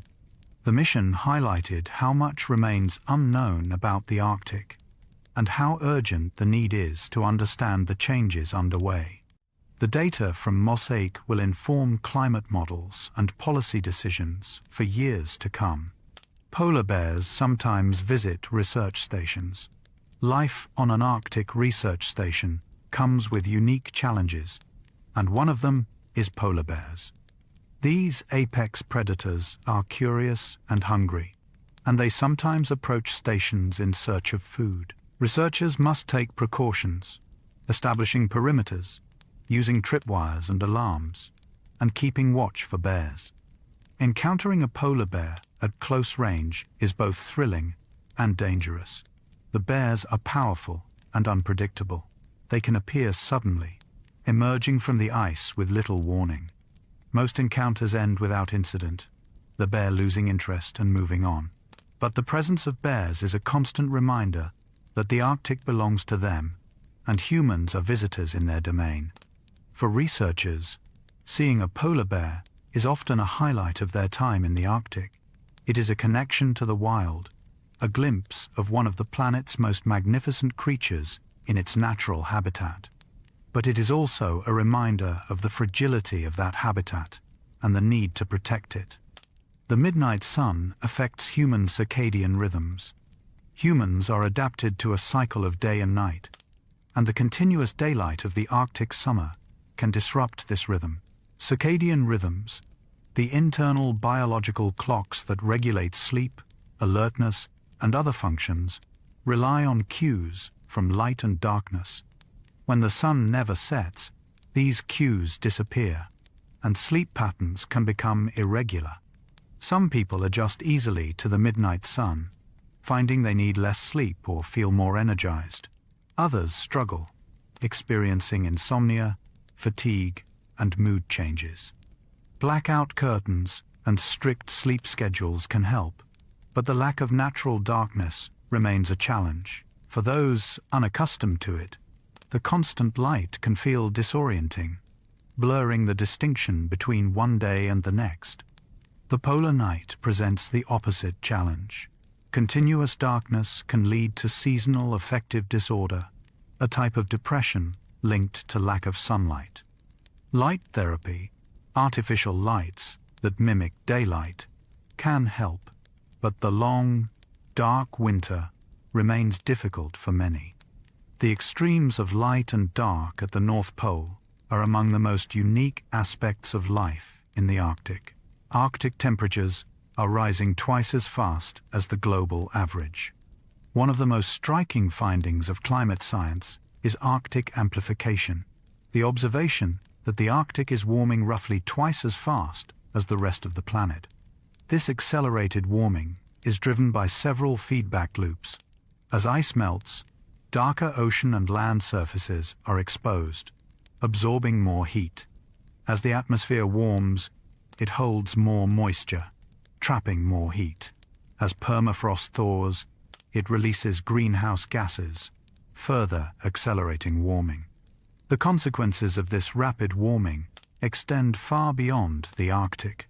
Changes in the Arctic affect weather patterns across the northern hemisphere, influencing everything from winter storms to summer droughts. The melting ice contributes to global sea level rise, threatening coastal communities worldwide. The Arctic is a bellwether, an early warning system for the changes that will eventually affect the entire planet. Understanding why the Arctic is warming so fast is a major focus of climate research.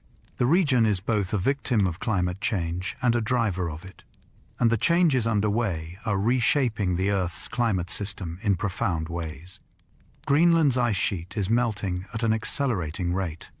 Greenland, the world's largest island, is covered by an ice sheet containing enough frozen water to raise global sea levels by more than 7 meters if it melted completely.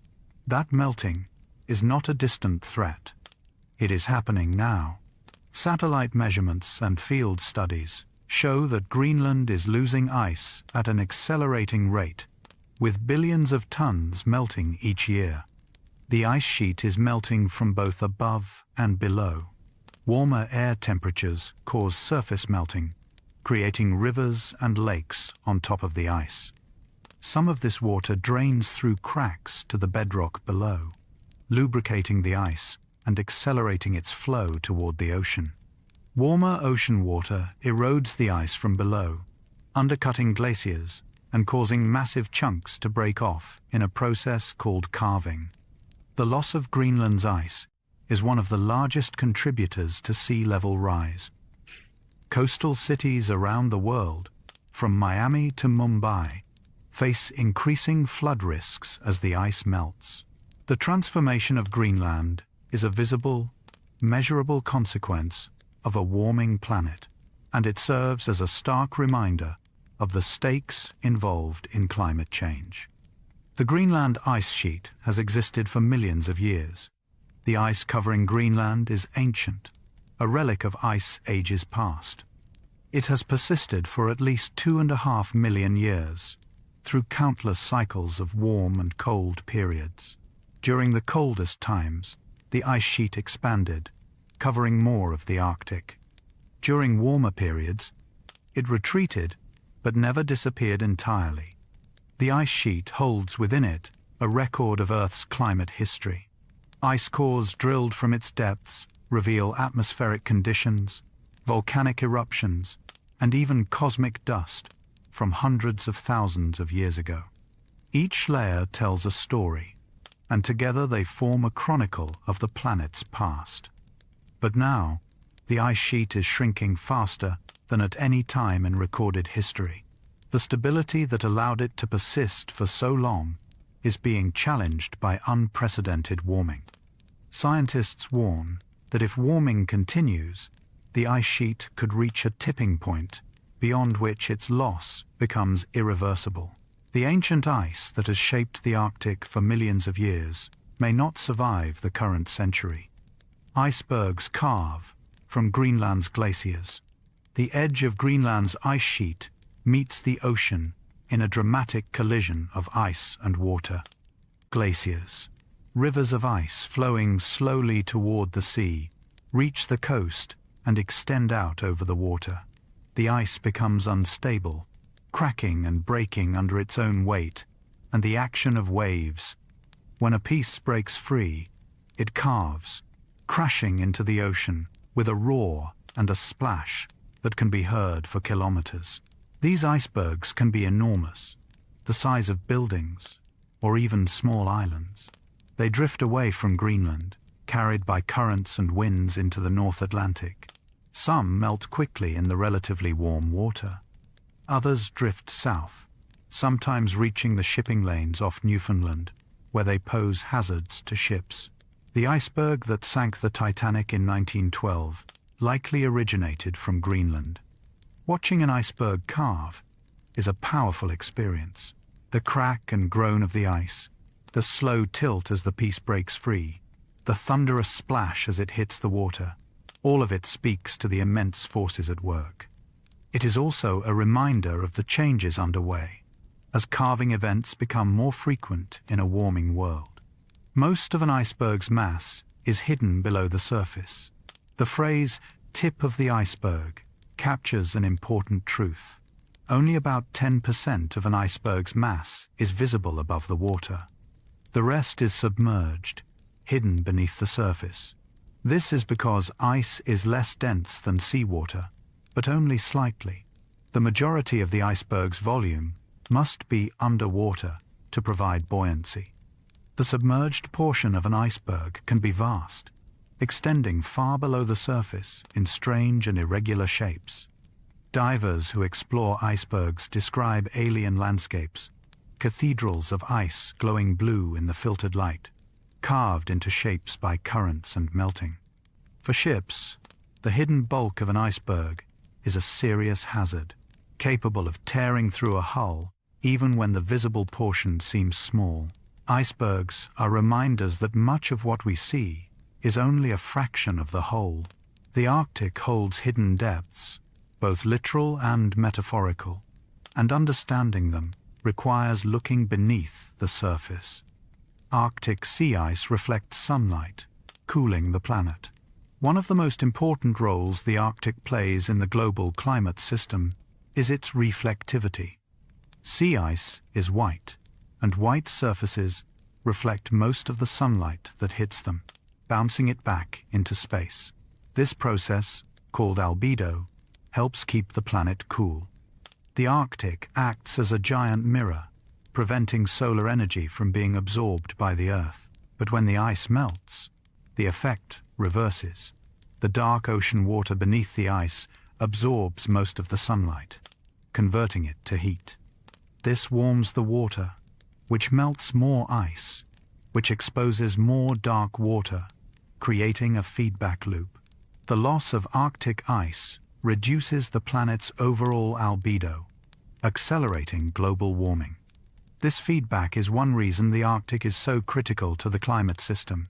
Changes at the pole ripple outward, affecting temperatures, weather, and ocean currents around the world.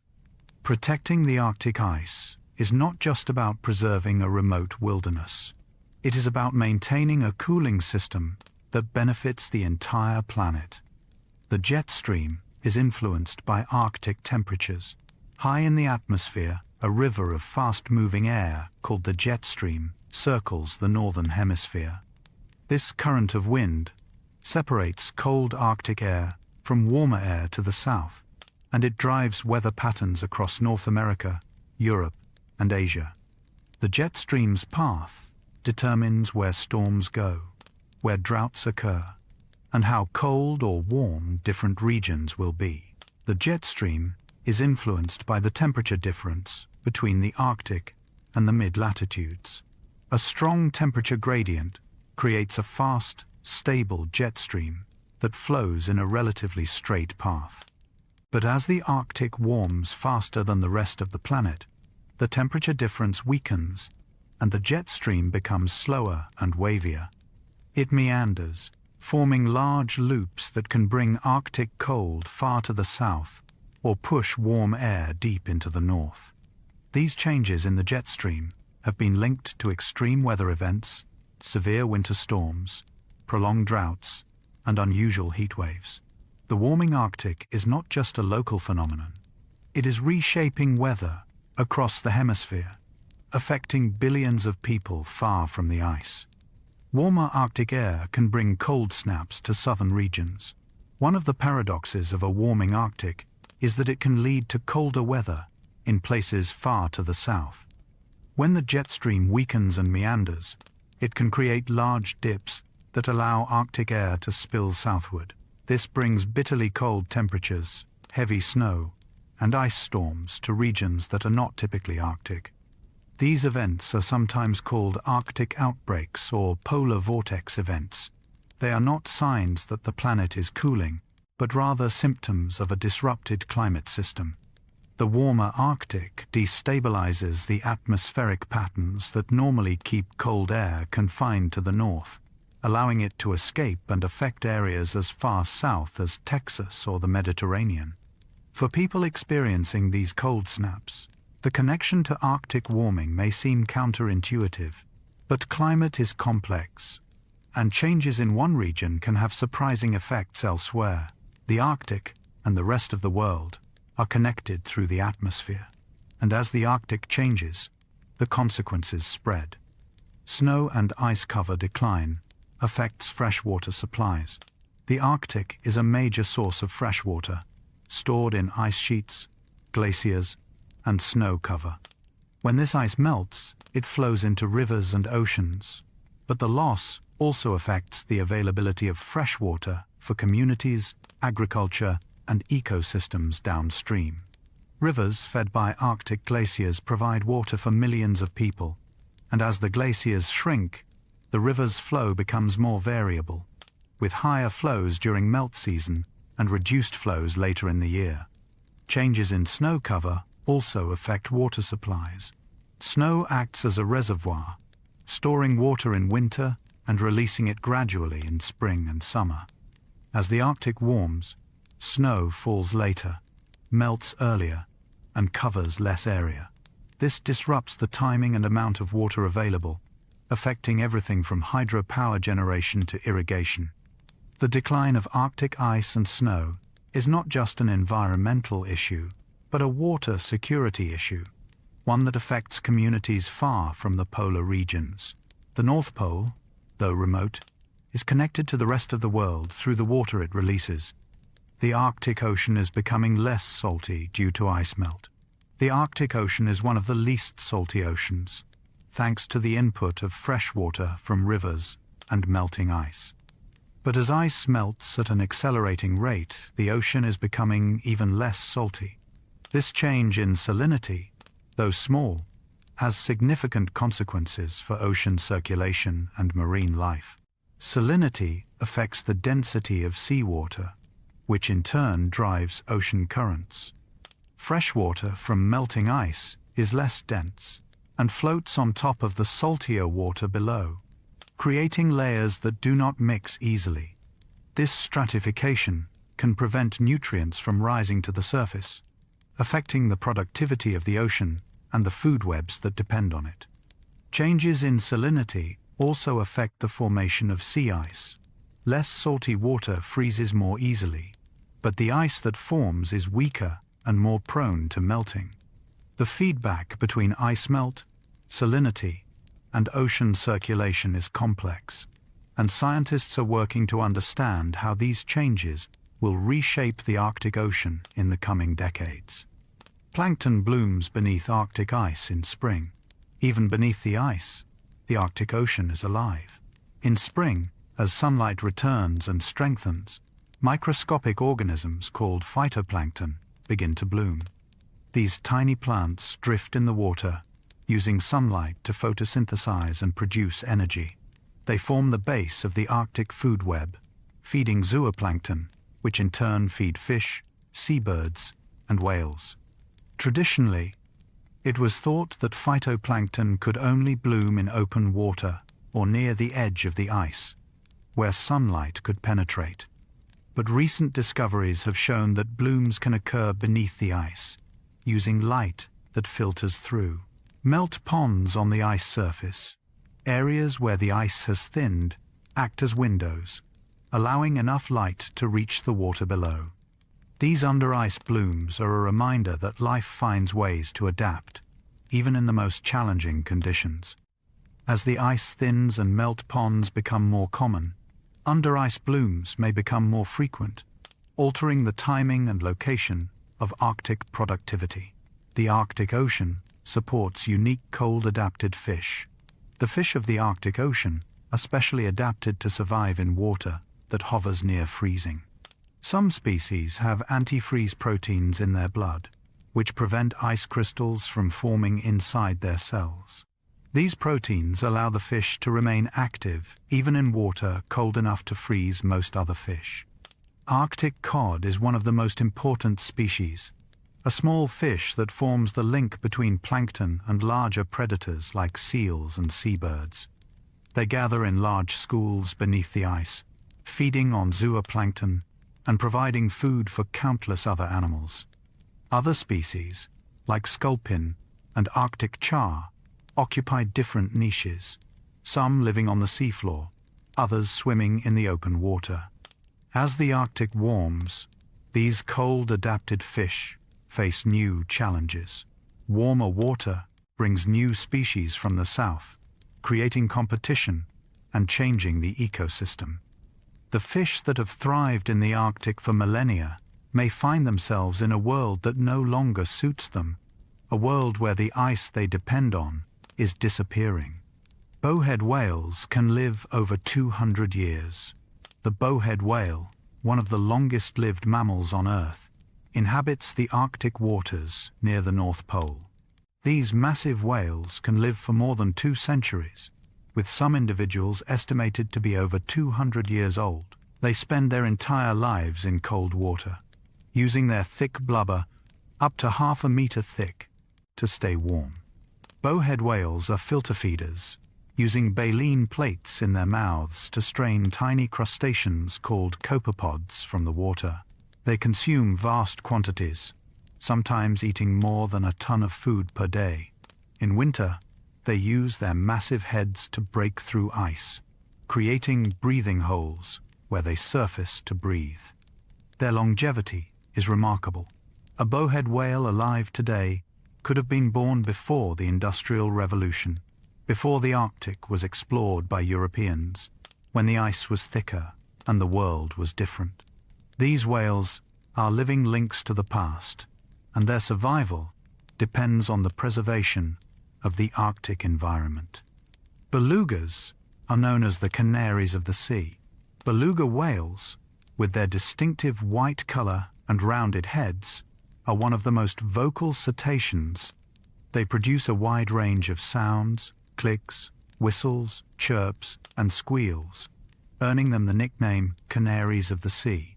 These vocalizations are used for communication, navigation, and hunting in the murky waters beneath the ice. Belugas are highly social, traveling in pods that can number in the hundreds. They migrate seasonally, moving between coastal areas in summer and the pack ice in winter. Their white coloration provides camouflage against the ice, protecting them from predators like orcas and polar bears. Belugas face numerous threats, from hunting by indigenous communities who have relied on them for food and materials for centuries, to pollution and shipping traffic.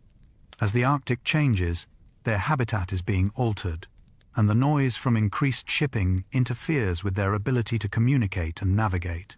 Protecting belugas means protecting the quiet, ice-covered waters they have called home for millennia. Orcas are expanding their range into the Arctic.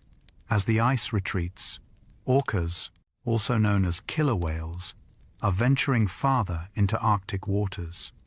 These powerful predators, apex hunters of the ocean, have historically been limited by ice, which can trap them or restrict their movements. But with more open water, orcas are now regular visitors to the Arctic, hunting seals, fish, and even other whales. The arrival of orcas is changing the Arctic ecosystem. Prey species that once found refuge in ice-covered waters now face new predators. Beluga whales and narwhals, which evolved without significant orca predation, are particularly vulnerable. The presence of orcas is reshaping behaviors and populations, adding a new dynamic to an ecosystem already in flux. Orcas are adaptable and intelligent, and their expansion into the Arctic is a reminder that as the environment changes, so too do the species that inhabit it. The Arctic is not static but a living, evolving system, and the arrival of new predators is one more consequence of a warming world. Seabirds nest in massive colonies on Arctic coasts. During the brief Arctic summer, seabirds arrive in the millions to nest on cliffs and rocky shores. Species like murres, puffins, kittiwakes, and gulls gather in enormous colonies, the cliffs alive with the clamor of birds calling, squabbling, and tending their chicks. The colonies can stretch for kilometers, a cacophony of sound and a spectacle of life. These birds depend on the ocean for food, diving into the icy water to catch fish and invertebrates. They must time their breeding carefully, raising their chicks during the narrow window when food is abundant. If the ice breaks up too early or too late, if fish populations shift, or if weather is poor, breeding can fail and chick survival plummets. Seabird colonies are indicators of ocean health. Declines in populations signal problems in the marine food web, whether from overfishing, pollution, or climate change. Monitoring these colonies gives scientists insights into the state of the Arctic ecosystem and the challenges it faces. The little oak is one of the most numerous seabirds. Among the millions of seabirds in the Arctic, the little oak, or dovki, is one of the most abundant. These small, plump birds nest in colonies numbering in the millions on remote Arctic islands. They are specialist feeders, targeting tiny zooplankton that they catch during dives. Their numbers reflect the health of the plankton populations, and they are a key link in the Arctic food web. Little auks face numerous challenges. Climate change is shifting the timing of plankton blooms, potentially mismatching the birds' breeding with food availability. Introduced predators, like Arctic foxes on some islands, take a heavy toll on eggs and chicks, and longer-term warming seas may push plankton northward, forcing the birds to travel farther to feed. Despite these challenges, the little auk remains one of the Arctic's success stories, a small bird that thrives in one of Earth's harshest environments. Their colonies are a testament to the productivity of the Arctic Ocean and the resilience of the species that call it home. The Arctic fox changes coat color with the seasons.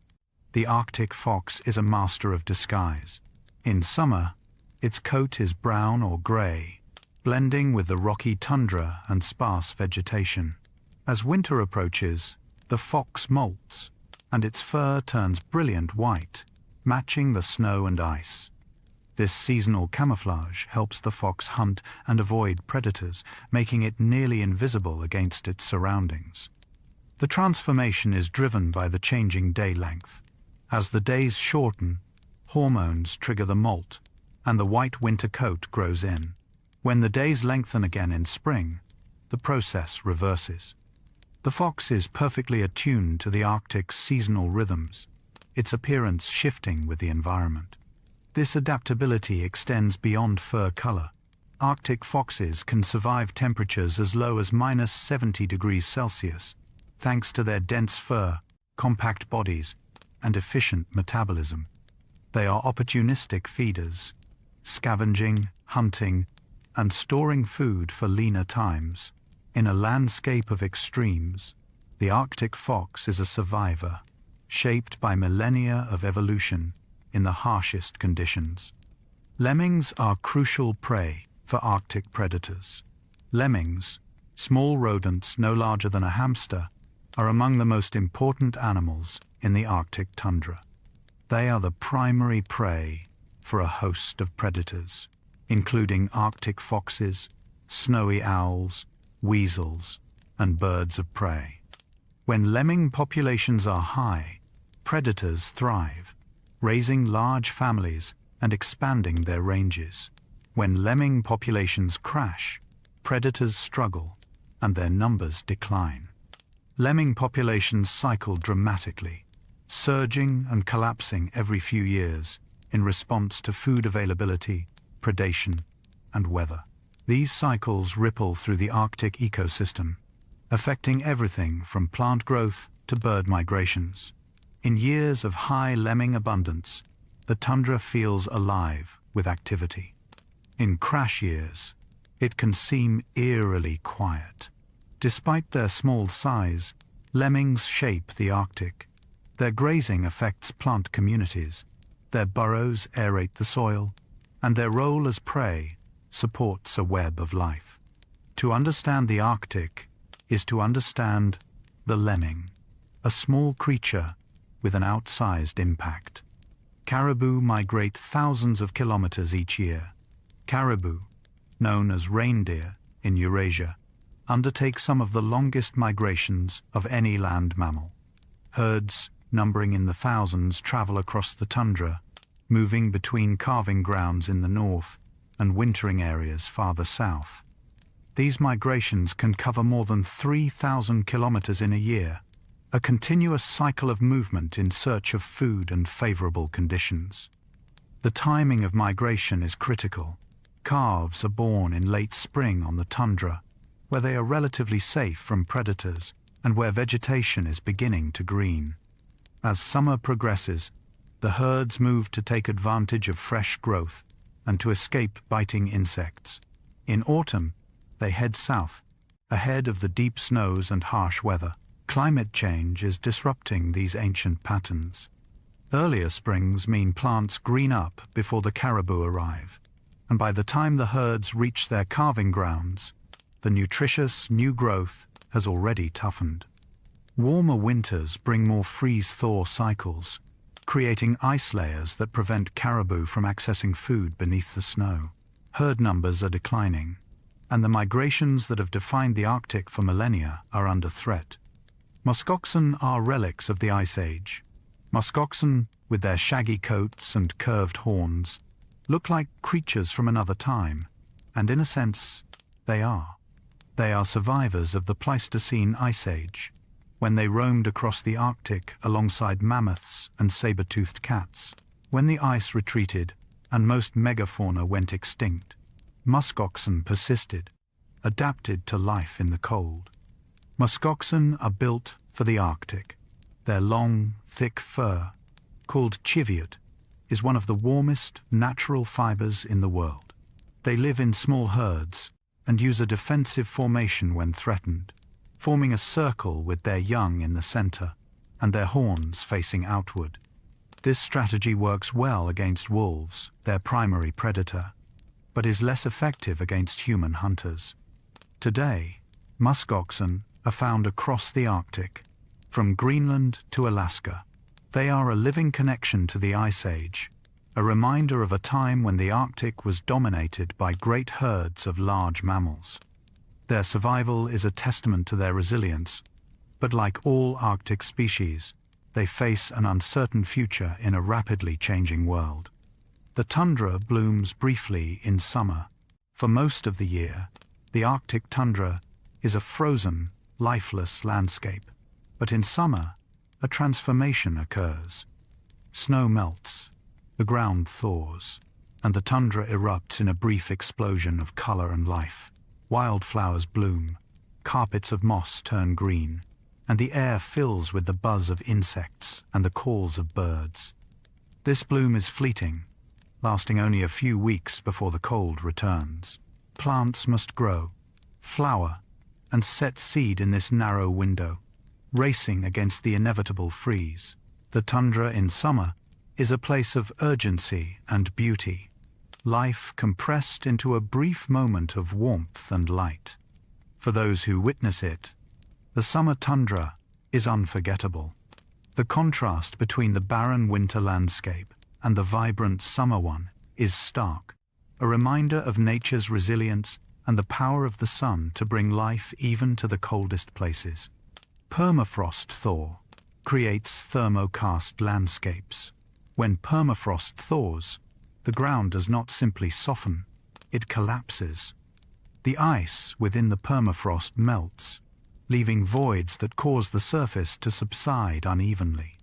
This creates a landscape called thermokarst, characterized by sinkholes, slumping hillsides, and irregular depressions filled with water.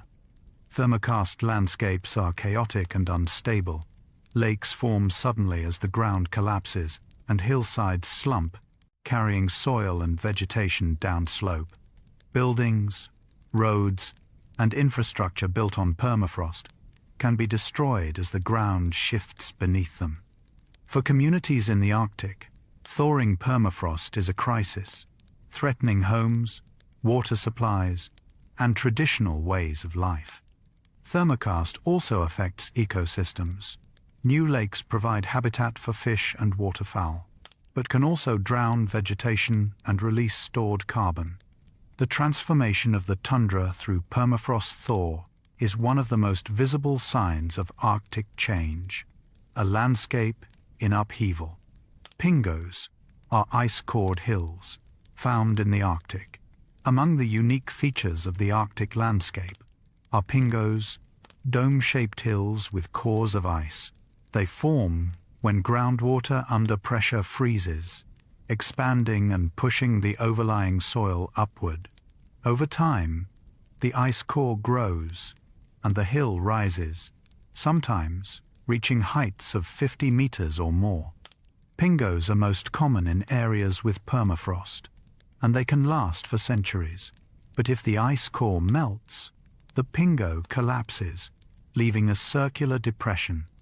These features are indicators of permafrost conditions, and their formation and collapse can tell scientists about changes in the frozen ground. To see a pingo is to witness one of the Arctic's stranger landforms, a hill built not of rock but of ice, a temporary feature in a landscape shaped by freeze and thaw. Glacial ice appears blue due to compressed snow. One of the most beautiful sights in the Arctic is the deep blue of glacial ice. Unlike the white of fresh snow, old ice glows with an intense blue color, especially in crevasses and ice caves. This color comes from the way ice absorbs light. As snow is compressed into ice, air bubbles are squeezed out, creating dense, pure ice.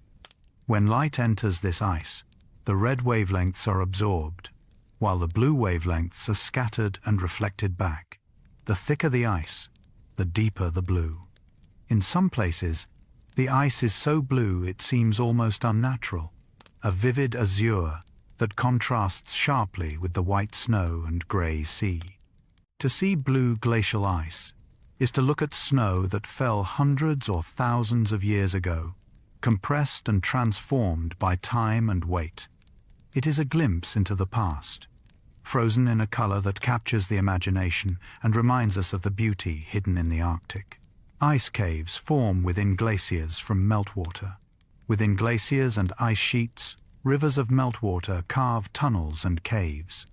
These ice caves are fragile and temporary, forming during summer when melt is at its peak and collapsing or freezing shut in winter.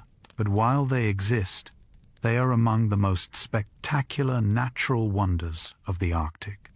Inside an ice cave, the world transforms. The walls glow blue, lit by sunlight filtering through the ice. The air is cold and still, the only sound the drip of water. The surfaces are smooth, sculpted by flowing water into organic flowing shapes. Stalactites of ice hang from the ceiling, and pools of meltwater reflect the blue glow. Exploring an ice cave is dangerous. The ice can shift, crack, or collapse without warning. But for those who venture inside, the experience is otherworldly, a journey into a hidden world, where ice shapes itself into cathedrals of light. The Arctic holds evidence of ancient volcanic activity. The Arctic landscape bears scars of volcanic activity from millions of years ago. In some regions, basalt formations, ancient lava flows, and volcanic ash layers reveal a time when the Arctic was volcanically active.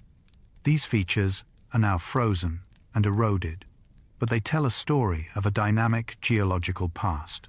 Volcanic activity played a role in shaping the Arctic climate. Massive eruptions could inject ash and gases into the atmosphere, cooling the planet and influencing ice ages. The presence of volcanic rocks also affects the landscape, creating distinct landforms and influencing soil chemistry. Today, the Arctic is geologically quiet, but the remnants of its volcanic past remain, a reminder that the Earth's crust is active and that the Arctic has been shaped by forces both hot and cold over its long history. The Arctic tundra stores vast amounts of carbon.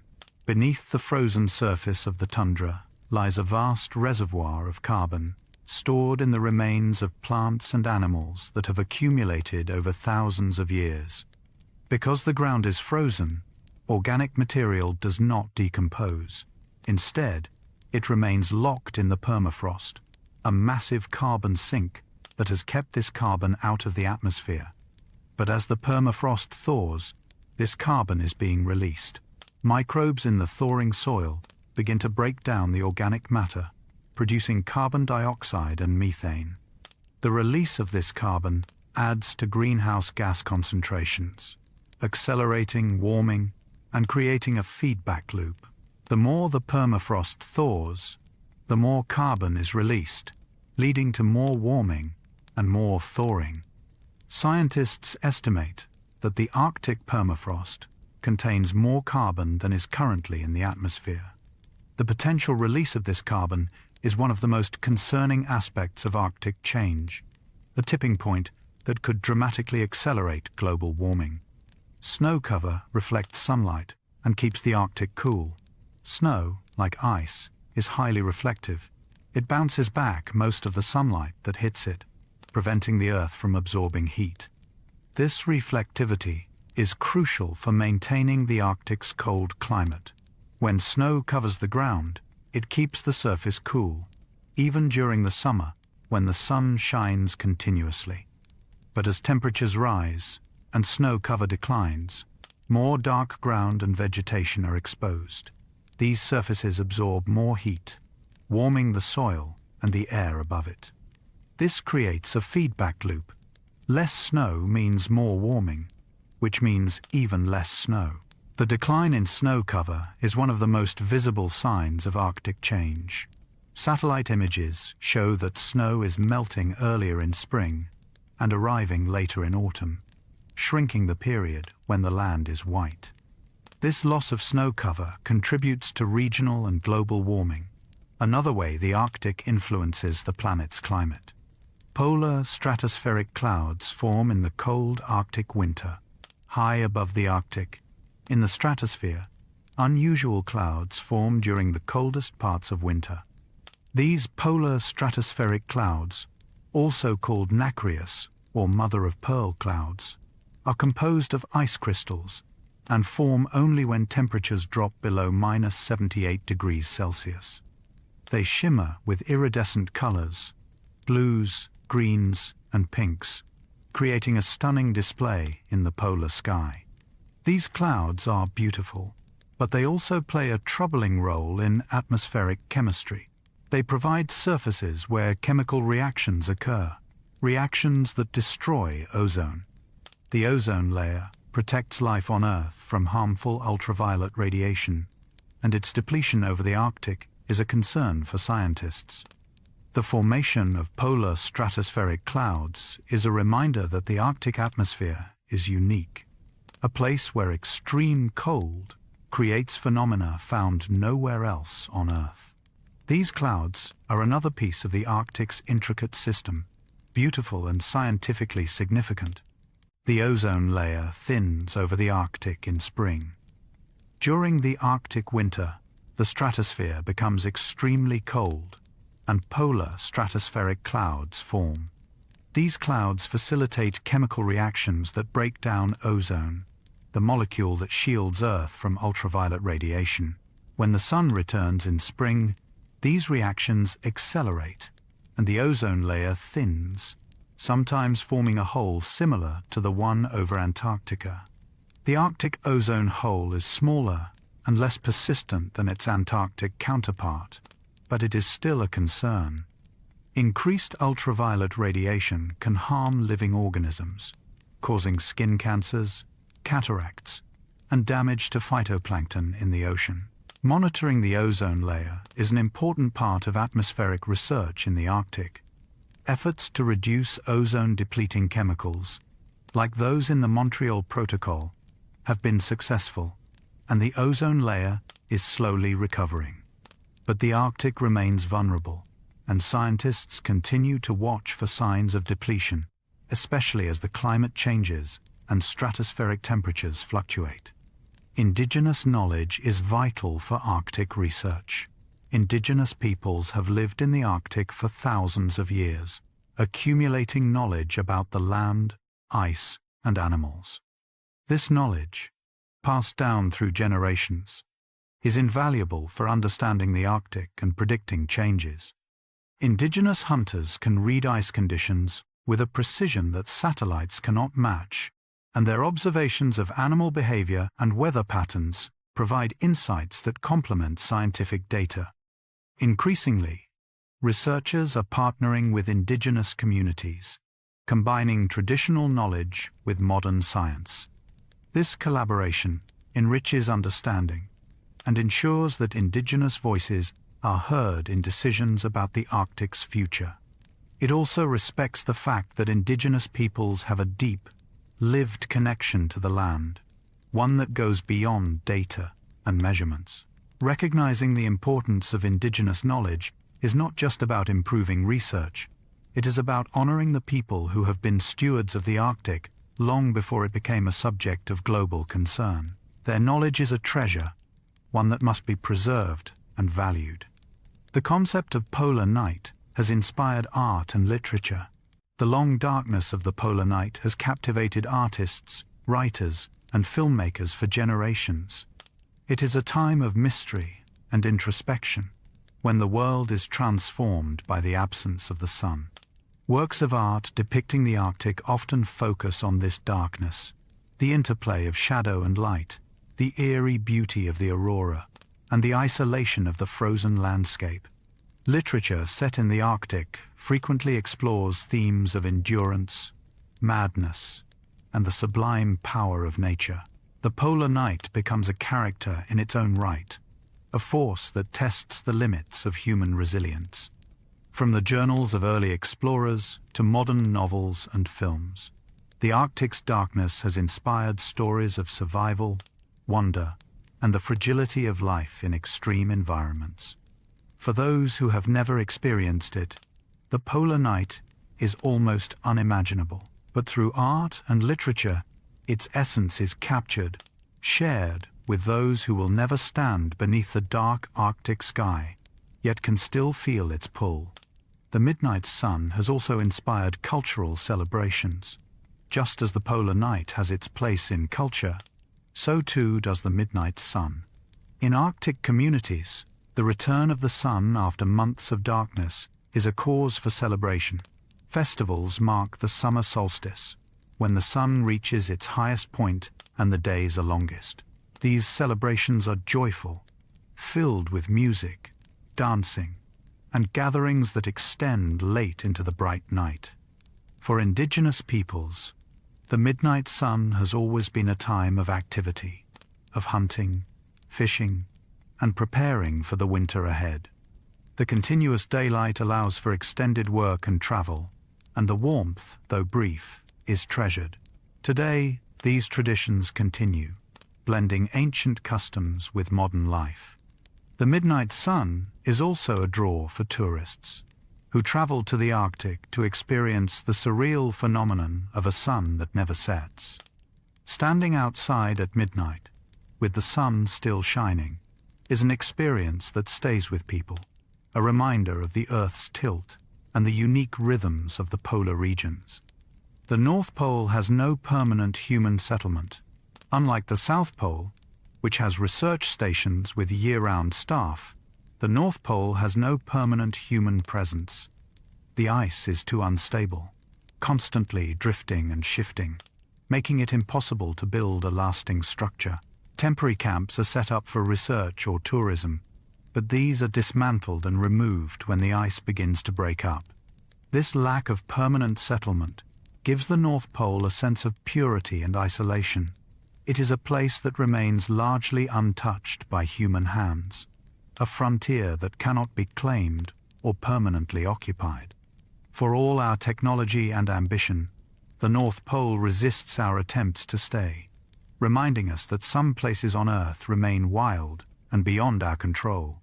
The absence of permanent settlement also means the North Pole exists in a state of constant motion, a point defined by coordinates, but with no fixed physical presence. It is both everywhere and nowhere, a concept as much as a place. Climate models predict continued Arctic warming. Scientists use climate models to project future changes in the Arctic. These models, which simulate the Earth's climate system, consistently show that the Arctic will continue to warm, likely at a faster rate than the rest of the planet. Even if global efforts to reduce greenhouse gas emissions succeed, some degree of warming is already locked in, the result of gases already in the atmosphere. The models vary in their details, but the overall trend is clear. By the end of this century, the Arctic could be radically different. Summers may be ice-free, permafrost could thaw extensively, and ecosystems could shift in ways that are difficult to predict. The changes will affect not just the Arctic, but the entire planet, through rising sea levels, altered weather patterns, and the release of stored carbon. These projections are not certainties, but they are based on the best available science. They serve as warnings, highlighting the urgency of addressing climate change. The future of the North Pole is not yet written, but the path we are on leads to a profoundly altered Arctic. Feedback loops accelerate Arctic change. One reason the Arctic is changing so rapidly is the presence of feedback loops, processes that amplify warming. The ice albedo feedback is the most well-known. As ice melts, darker surfaces are exposed, which absorb more heat, leading to more melting. But there are others. Thawing permafrost releases methane and carbon dioxide, which trap more heat, leading to more thawing. Warmer air holds more moisture, which acts as a greenhouse gas, trapping more heat. These feedbacks create a system where change accelerates over time. Small initial changes can lead to much larger effects as the system amplifies itself. Breaking these feedback loops requires reducing greenhouse gas emissions and stabilizing temperatures, a task that becomes more difficult as the feedbacks strengthen. Understanding feedbacks is crucial for predicting the Arctic's future. They are the mechanisms through which small changes become large ones, and they highlight the interconnectedness of the Arctic system. The North Pole is not an isolated region, but part of a complex, dynamic planet where changes in one area ripple outward. Some species are adapting to the changing Arctic, while many Arctic species are threatened by climate change. Some are showing signs of adaptation. Populations are shifting northward, following the ice and cooler temperatures. Breeding cycles are adjusting to earlier springs, and some species are changing their diets or behaviors to cope with new conditions. These adaptations are not guaranteed to succeed, and they come with costs. Animals that must travel farther to find food expend more energy, reducing their chances of survival. Shifts in distribution can lead to conflicts with other species or with humans, and the pace of change may be too fast for evolution to keep up. Still, the resilience of Arctic species is remarkable. Life has persisted in the Arctic through ice ages and warm periods, through extinctions and colonizations. The current changes are unprecedented in speed, but life has proven itself adaptable. The question is whether the pace of change will allow that adaptability to manifest, or whether it will overwhelm the Arctic's remarkable inhabitants. New species are moving into the Arctic from the south. As the Arctic warms, species from temperate regions are expanding northward. Fish, birds, and even trees are appearing in areas where they were previously absent. This shifts the composition of Arctic ecosystems, creating new interactions and competitions. Some of these new arrivals are invasive, outcompeting native species for resources. Others fill niches left vacant by declining Arctic species. The result is an ecosystem in flux, a mix of old and new that is still sorting itself out. For scientists, tracking these changes is a challenge, as the Arctic becomes a meeting ground for species from different regions. The movement of species northward is a visible sign of climate change, one that can be observed without instruments or models. It is a reminder that ecosystems are not static, that they respond to environmental changes by shifting, adapting, and reorganizing. Arctic tourism is growing, but brings environmental concerns. As the Arctic becomes more accessible, tourism is increasing. Cruise ships navigate newly ice-free waters, bringing passengers to see glaciers, wildlife, and the midnight sun. Adventurers trek to the North Pole, guided by experienced teams, and photographers flock to capture the beauty of the aurora and the ice. Tourism brings economic benefits to Arctic communities, providing jobs and income, but it also brings risks. Ships can disturb wildlife, introduce pollution, and contribute to the noise that interferes with marine mammals. Increased foot traffic can damage fragile tundra ecosystems, and the carbon emissions from travel contribute to the very warming that is making the Arctic accessible. Balancing tourism with conservation is a challenge. Some argue for stricter limits on visitors, protecting the Arctic from the impacts of human presence. Others see tourism as a way to raise awareness and support for Arctic conservation. The debate is ongoing, as the Arctic grapples with becoming a destination rather than a distant wilderness. The Arctic is a refuge for migratory birds. Every summer, millions of birds migrate to the Arctic to breed. They come from as far away as South America, Africa, and Southeast Asia, drawn by the abundance of food and the relative safety from predators. The tundra and coastal areas teem with insects, fish, and invertebrates, providing a feast for hungry chicks. These migrations are among the longest and most arduous in the animal kingdom.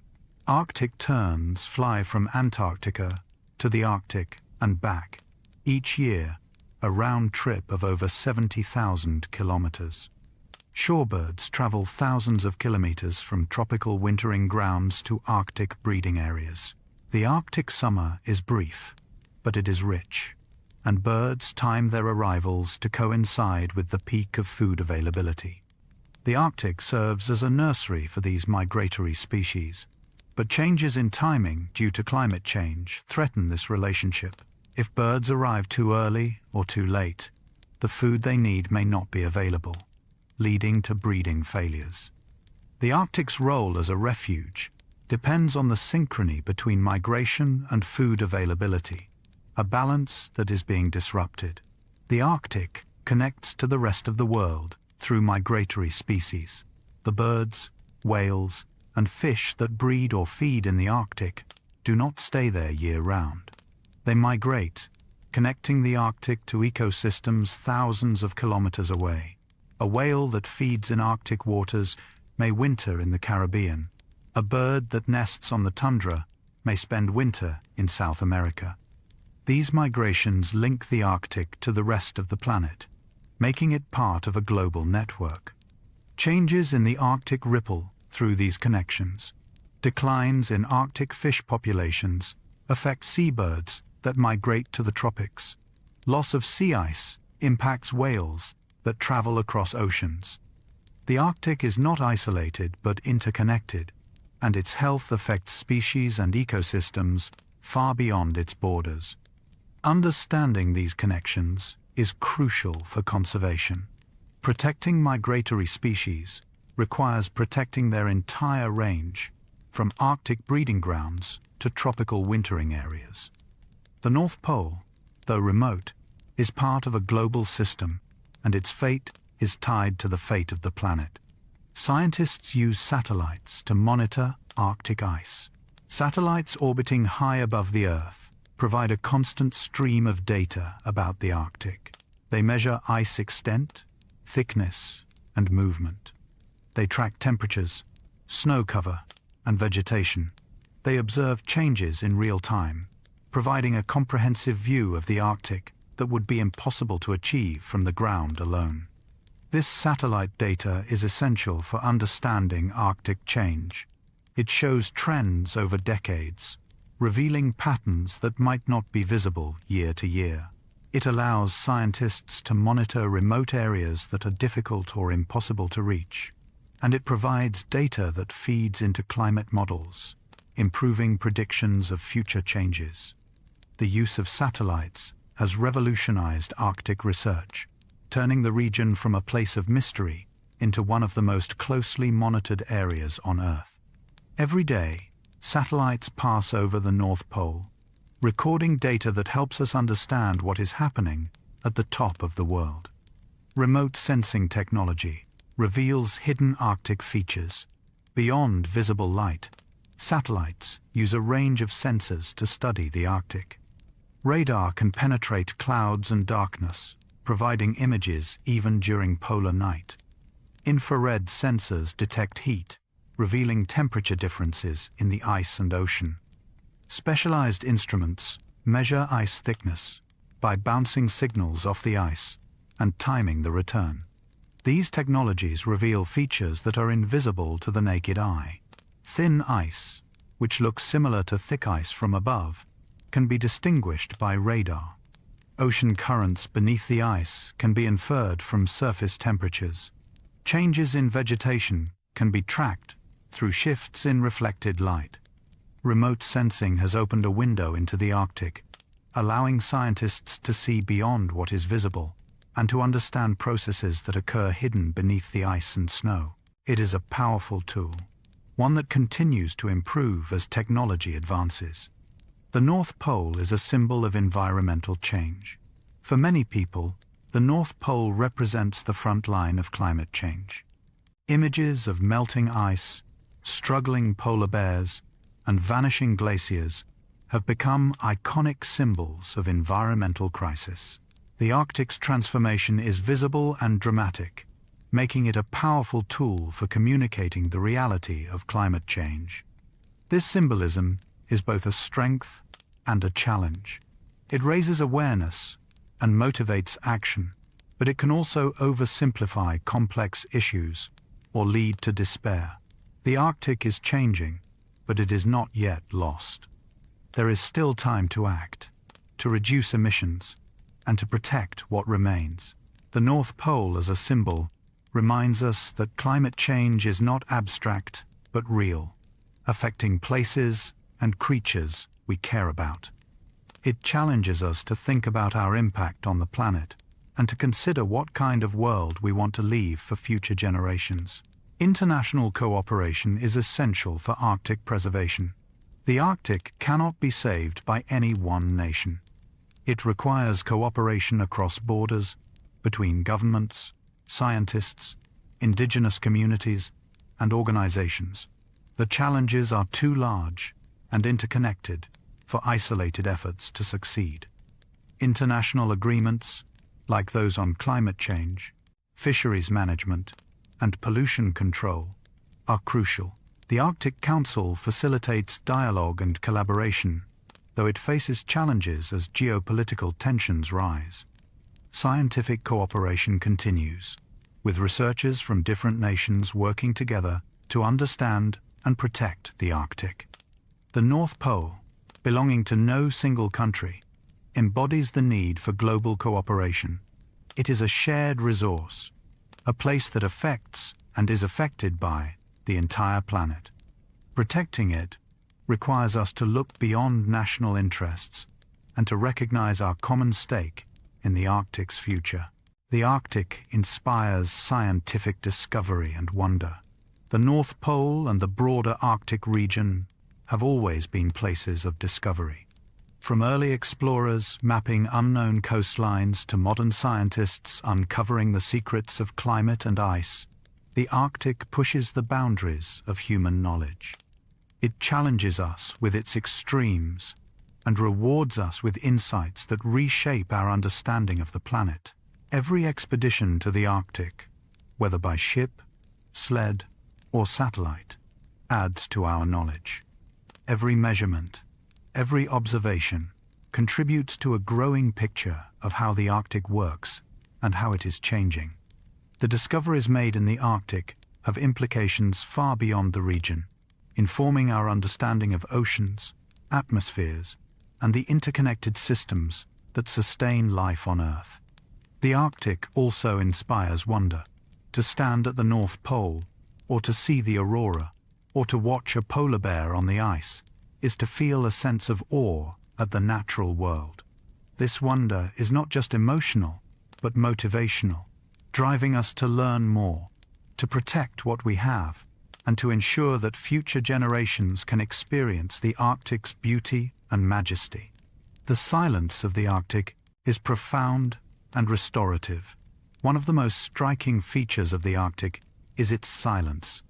With no trees to rustle, no insects to hum in winter, and vast distances between any sources of sound, the Arctic can be profoundly quiet. The silence is almost tangible, a presence in itself, broken only by the occasional crack of ice, the call of a distant bird, or the whisper of wind. This silence is restorative. In a world filled with noise, the Arctic offers a refuge, a place where you can hear your own thoughts clearly. For researchers who spend time in the Arctic, the silence is often mentioned as one of the most memorable aspects, a deep quiet that allows for reflection and contemplation. But the silence is also fragile.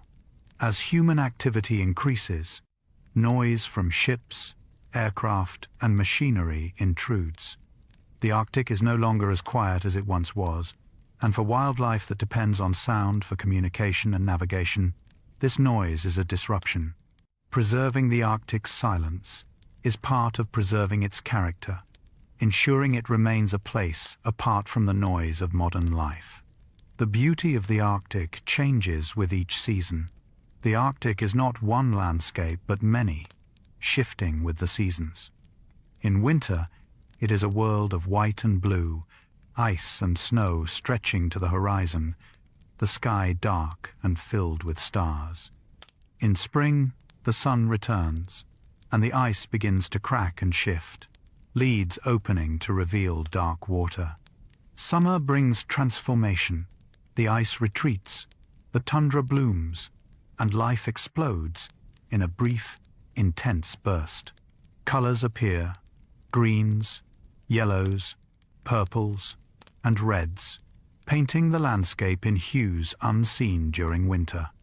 The midnight sun bathes everything in golden light, and the air fills with the sounds of birds and insects. Autumn is a time of transition. The sun sinks lower, the colors fade, and the ice begins to form again. The world prepares for winter, animals migrating or storing food, plants going dormant.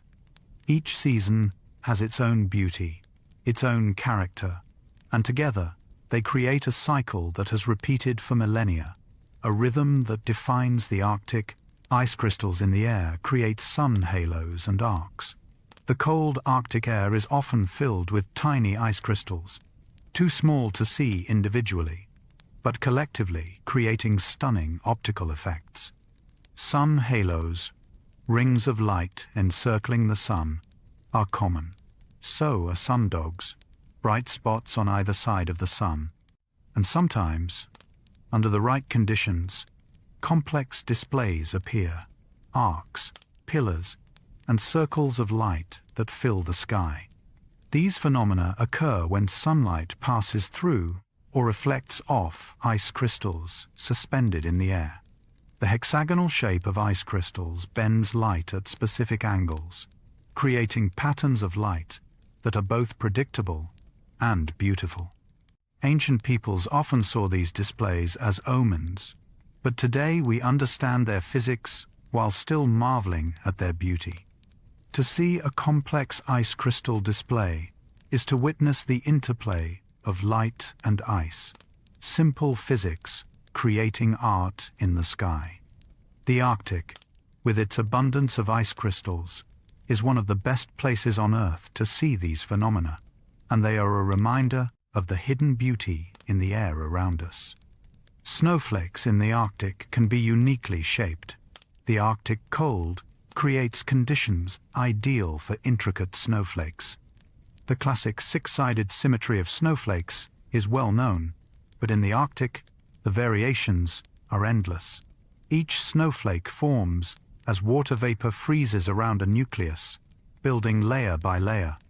The exact shape depends on temperature, humidity, and the path the snowflake takes as it falls. In the coldest conditions, snowflakes can be simple columns or plates.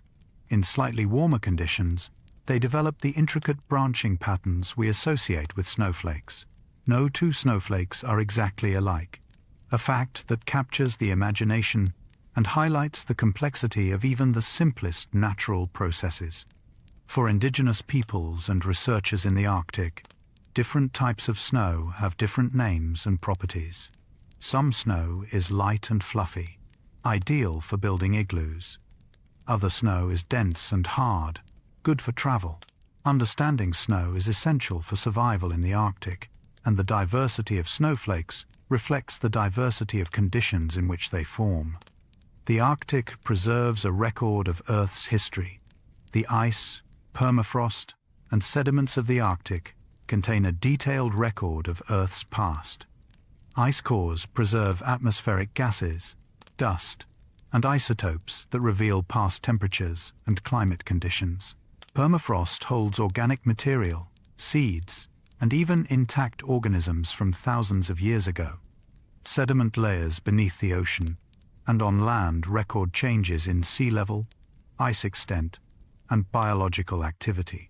By studying these records, scientists can reconstruct the history of the planet, understanding how climate has changed over hundreds of thousands of years. They can see the cycles of ice ages and warm periods, the impacts of volcanic eruptions and asteroid impacts, and the long, slow processes that shape the Earth. The Arctic is a library of deep time, a repository of information that stretches back far beyond human history.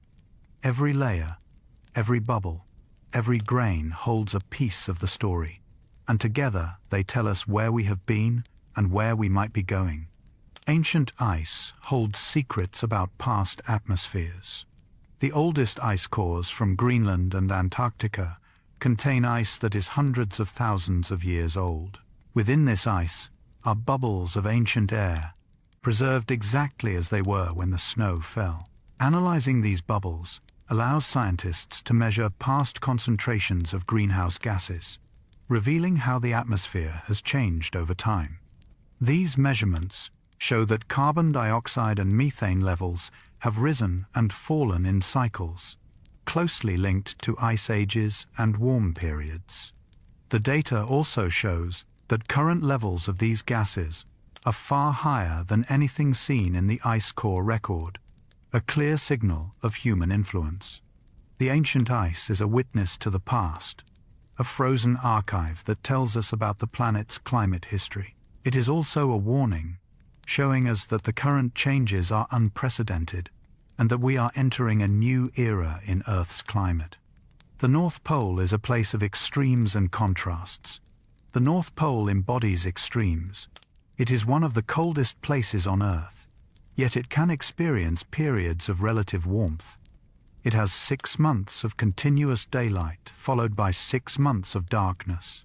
It is covered by ice that is constantly moving, a solid surface on a liquid ocean.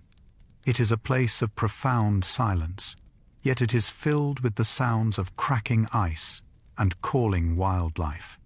These contrasts make the North Pole endlessly fascinating.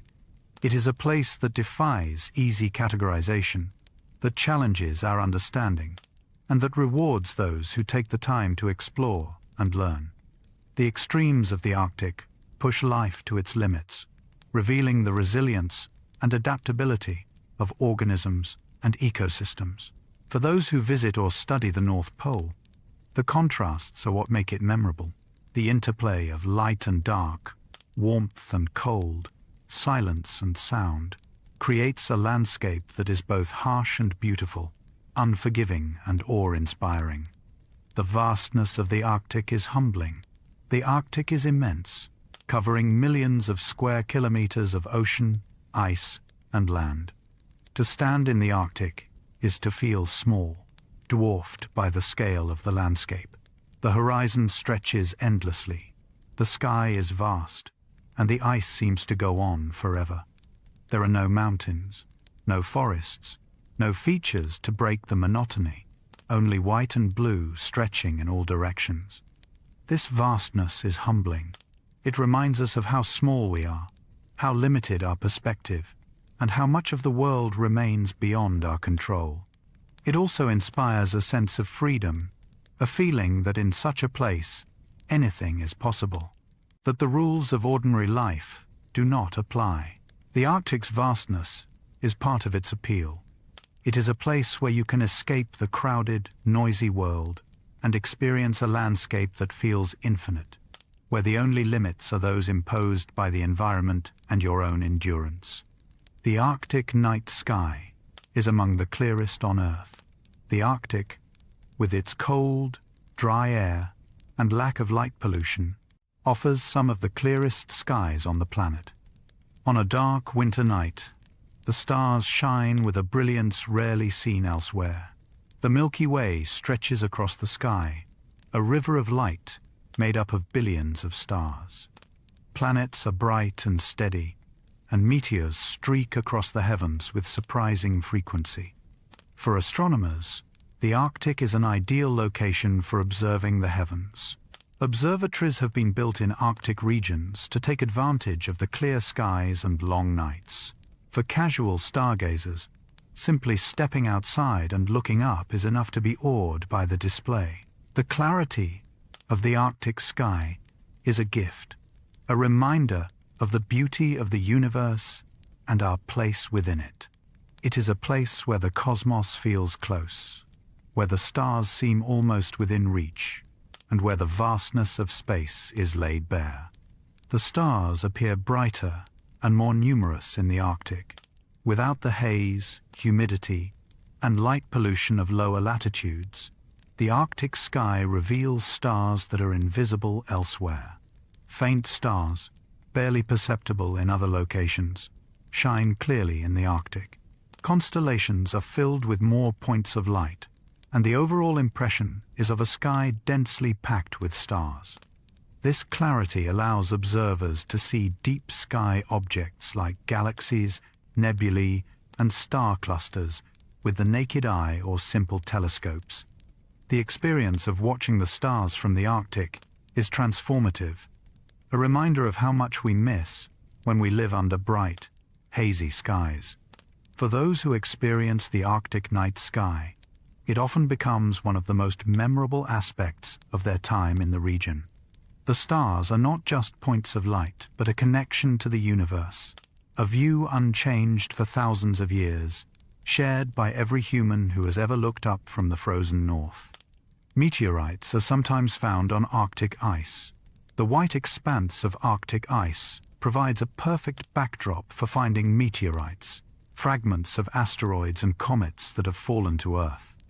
Against the ice, the dark stones stand out clearly, making them easier to spot than in other environments.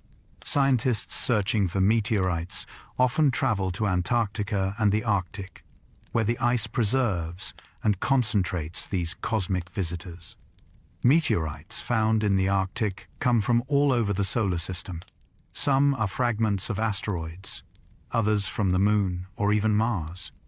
Each meteorite is a piece of the early solar system, a sample of the material that formed the planets. Studying them provides insights into the building blocks of worlds and the processes that shaped our cosmic neighborhood. Finding a meteorite on the ice is like discovering a message from space, a tangible connection to the universe beyond our planet. The Arctic, with its cold and ice, preserves these visitors, protecting them until they can be found and studied. The Arctic connects us to the cosmos. The North Pole is a place where Earth meets the heavens. The aurora, caused by solar wind, links us to the sun. The clear night sky reveals the stars and galaxies beyond. Meteorites fall from space and land on the ice. The Arctic is a place where the cosmos feels close, where the boundary between Earth and space seems thin. This connection is not just physical, but also conceptual. The Arctic reminds us that Earth is part of a larger system, a planet orbiting a star in a galaxy among billions. It reminds us that we are made of elements forged in stars, that the ice and the aurora and the meteorites are all part of the same cosmic story. To stand at the North Pole is to stand at a point that feels almost otherworldly, a place where the familiar rules of day and night do not apply, where the landscape is alien and beautiful, and where the cosmos is always present, visible and tangible in the sky above. The future of the North Pole is uncertain. The North Pole as we know it today is changing rapidly. The ice is thinning, the temperatures are rising, and the ecosystem is in flux. What the North Pole will look like in 50 or 100 years is uncertain. Climate models provide projections, but the future depends on the choices we make today. If greenhouse gas emissions continue unabated, the Arctic could transform beyond recognition, with ice-free summers, altered ecosystems, and consequences that ripple across the globe. If we act to reduce emissions and limit warming, some of these changes could be slowed or even partially reversed. The uncertainty is both a challenge and a call to action. The future is not fixed, and the North Pole's fate is in our hands. What we do now will determine whether the Arctic remains a place of ice and wonder or becomes something fundamentally different. Every individual can contribute to Arctic preservation. The challenges facing the Arctic can feel overwhelming, but every person can make a difference. Reducing energy use, supporting renewable energy, and making sustainable choices all contribute to lowering greenhouse gas emissions. Advocating for climate policies, supporting conservation organizations, and raising awareness all help build the political will needed for change. Even small actions matter. The Arctic is far away for most people, but it is connected to our lives through the climate system, through migratory species, and through the global economy. Protecting the Arctic is not just about saving a distant wilderness. It is about ensuring the stability of the planet's climate and the health of ecosystems everywhere. Each of us is part of the story of the North Pole. Our choices, our actions, and our voices shape its future. The Arctic's fate is not separate from our own. It is intertwined, and what happens there will affect us all. The North Pole reminds us of Earth's fragility. The Arctic, for all its ice and cold, is fragile. The ecosystem is finely balanced, adapted to specific conditions that are now changing. The ice that has defined the region for millennia is disappearing. The species that have thrived there are struggling. The changes happening in the Arctic are a reminder that Earth's systems are not invincible, that they can be disrupted, and that we have the power to cause harm. But fragility also means vulnerability, and with that comes the potential for protection. The Arctic can be saved, but it requires effort, commitment, and a willingness to change. The North Pole is a call to action, a reminder that we are stewards of this planet and that our choices matter. To think of the North Pole is to think of ice and cold, of auroras and polar bears, of silence and vastness. but it is also to think of change, of loss, and of hope. The future of the North Pole is unwritten, and we have the opportunity to shape it, to ensure that this remarkable place endures for generations to come. The Arctic holds lessons for humanity. The Arctic teaches us about resilience, about adaptation, and about the limits of life.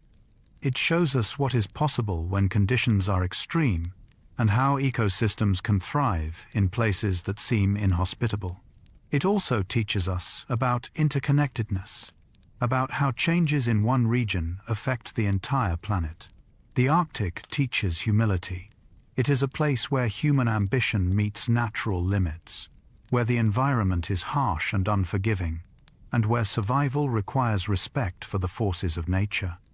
Explorers, researchers, and indigenous peoples have all learned this lesson, understanding that the Arctic demands caution, preparation, and reverence.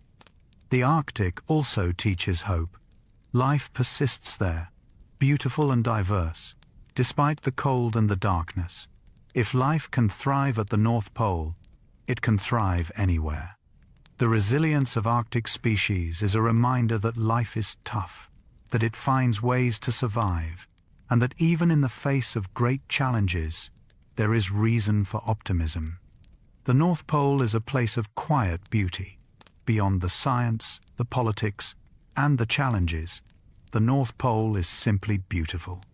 The ice glows in the low sunlight, the aurora dances across the sky, and the silence is deep and profound. It is a place that touches something in the human spirit, a sense of wonder and awe at the natural world. This beauty is not flashy or loud. It is subtle, found in the way light reflects off ice, in the delicate patterns of frost, in the distant call of a bird. It is a beauty that requires patience to appreciate, that reveals itself slowly to those who take the time to look. For many people, the Arctic represents a kind of purity, a place unspoiled by human development, where nature still reigns. This perception may be romantic, but it reflects a deep human need for wild places, for spaces where the natural world can be experienced on its own terms. The stillness of the Arctic invites reflection. The Arctic, with its vast spaces and profound silence, is a place that invites reflection. There is time to think, to ponder, to simply be. The pace of life slows, unburdened by the distractions and noise of modern existence. In the Arctic, there is space for contemplation, for considering one's place in the world, and for connecting with something larger than oneself. For researchers who spend months in the Arctic, this reflective quality is often mentioned as one of the most valuable aspects of their time there. The solitude and stillness allow for deep thinking, for creativity, and for insights that might not emerge in busier environments.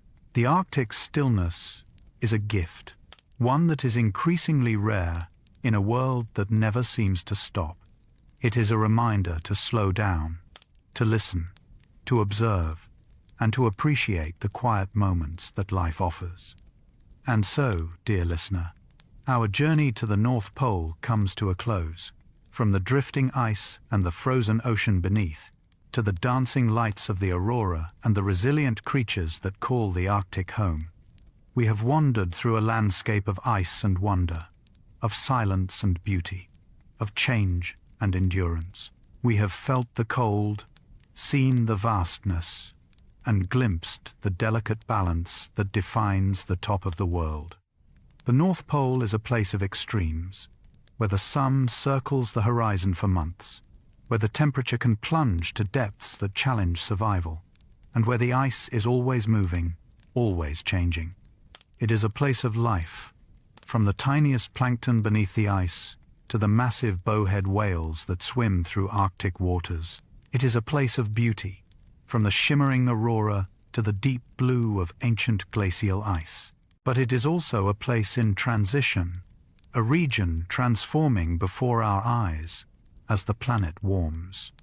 The ice is thinning, the permafrost is thawing, and the ecosystems that have thrived for millennia are facing unprecedented challenges. The North Pole reminds us that our planet is fragile, that the systems we depend on can be disrupted, and that we have both the power and the responsibility to protect what remains. As you lie here, letting your breath fall into a gentle rhythm, imagine yourself standing at the very top of the world. Picture the endless ice stretching in every direction, the cold air sharp and clean, and the sky above vast and clear. See the soft glow of the sun on the horizon, the stars beginning to emerge as twilight deepens. Feel the stillness, the profound quiet broken only by the distant crack of ice. The North Pole is both a place and an idea, a point on a map and a symbol of the wild, untouched places that still exist on our planet. It is a reminder of the beauty and the fragility of Earth, of the interconnectedness of all things, and of the responsibility we carry to protect the world for those who come after us. Just as the Arctic cycles between light and darkness, between ice and open water, we too move through cycles of waking and sleeping, of action and rest. The day gives way to night, and our thoughts drift toward dreams. If you are still awake, you can continue to the next video when you are ready. But if your eyes are heavy, let the quiet of the Arctic hold you. Let the stillness carry you gently into rest. Close your eyes, breathe deeply, and drift into sleep, into the soft embrace of the polar night, where the stars keep watch and the ice holds its ancient secrets. Good night.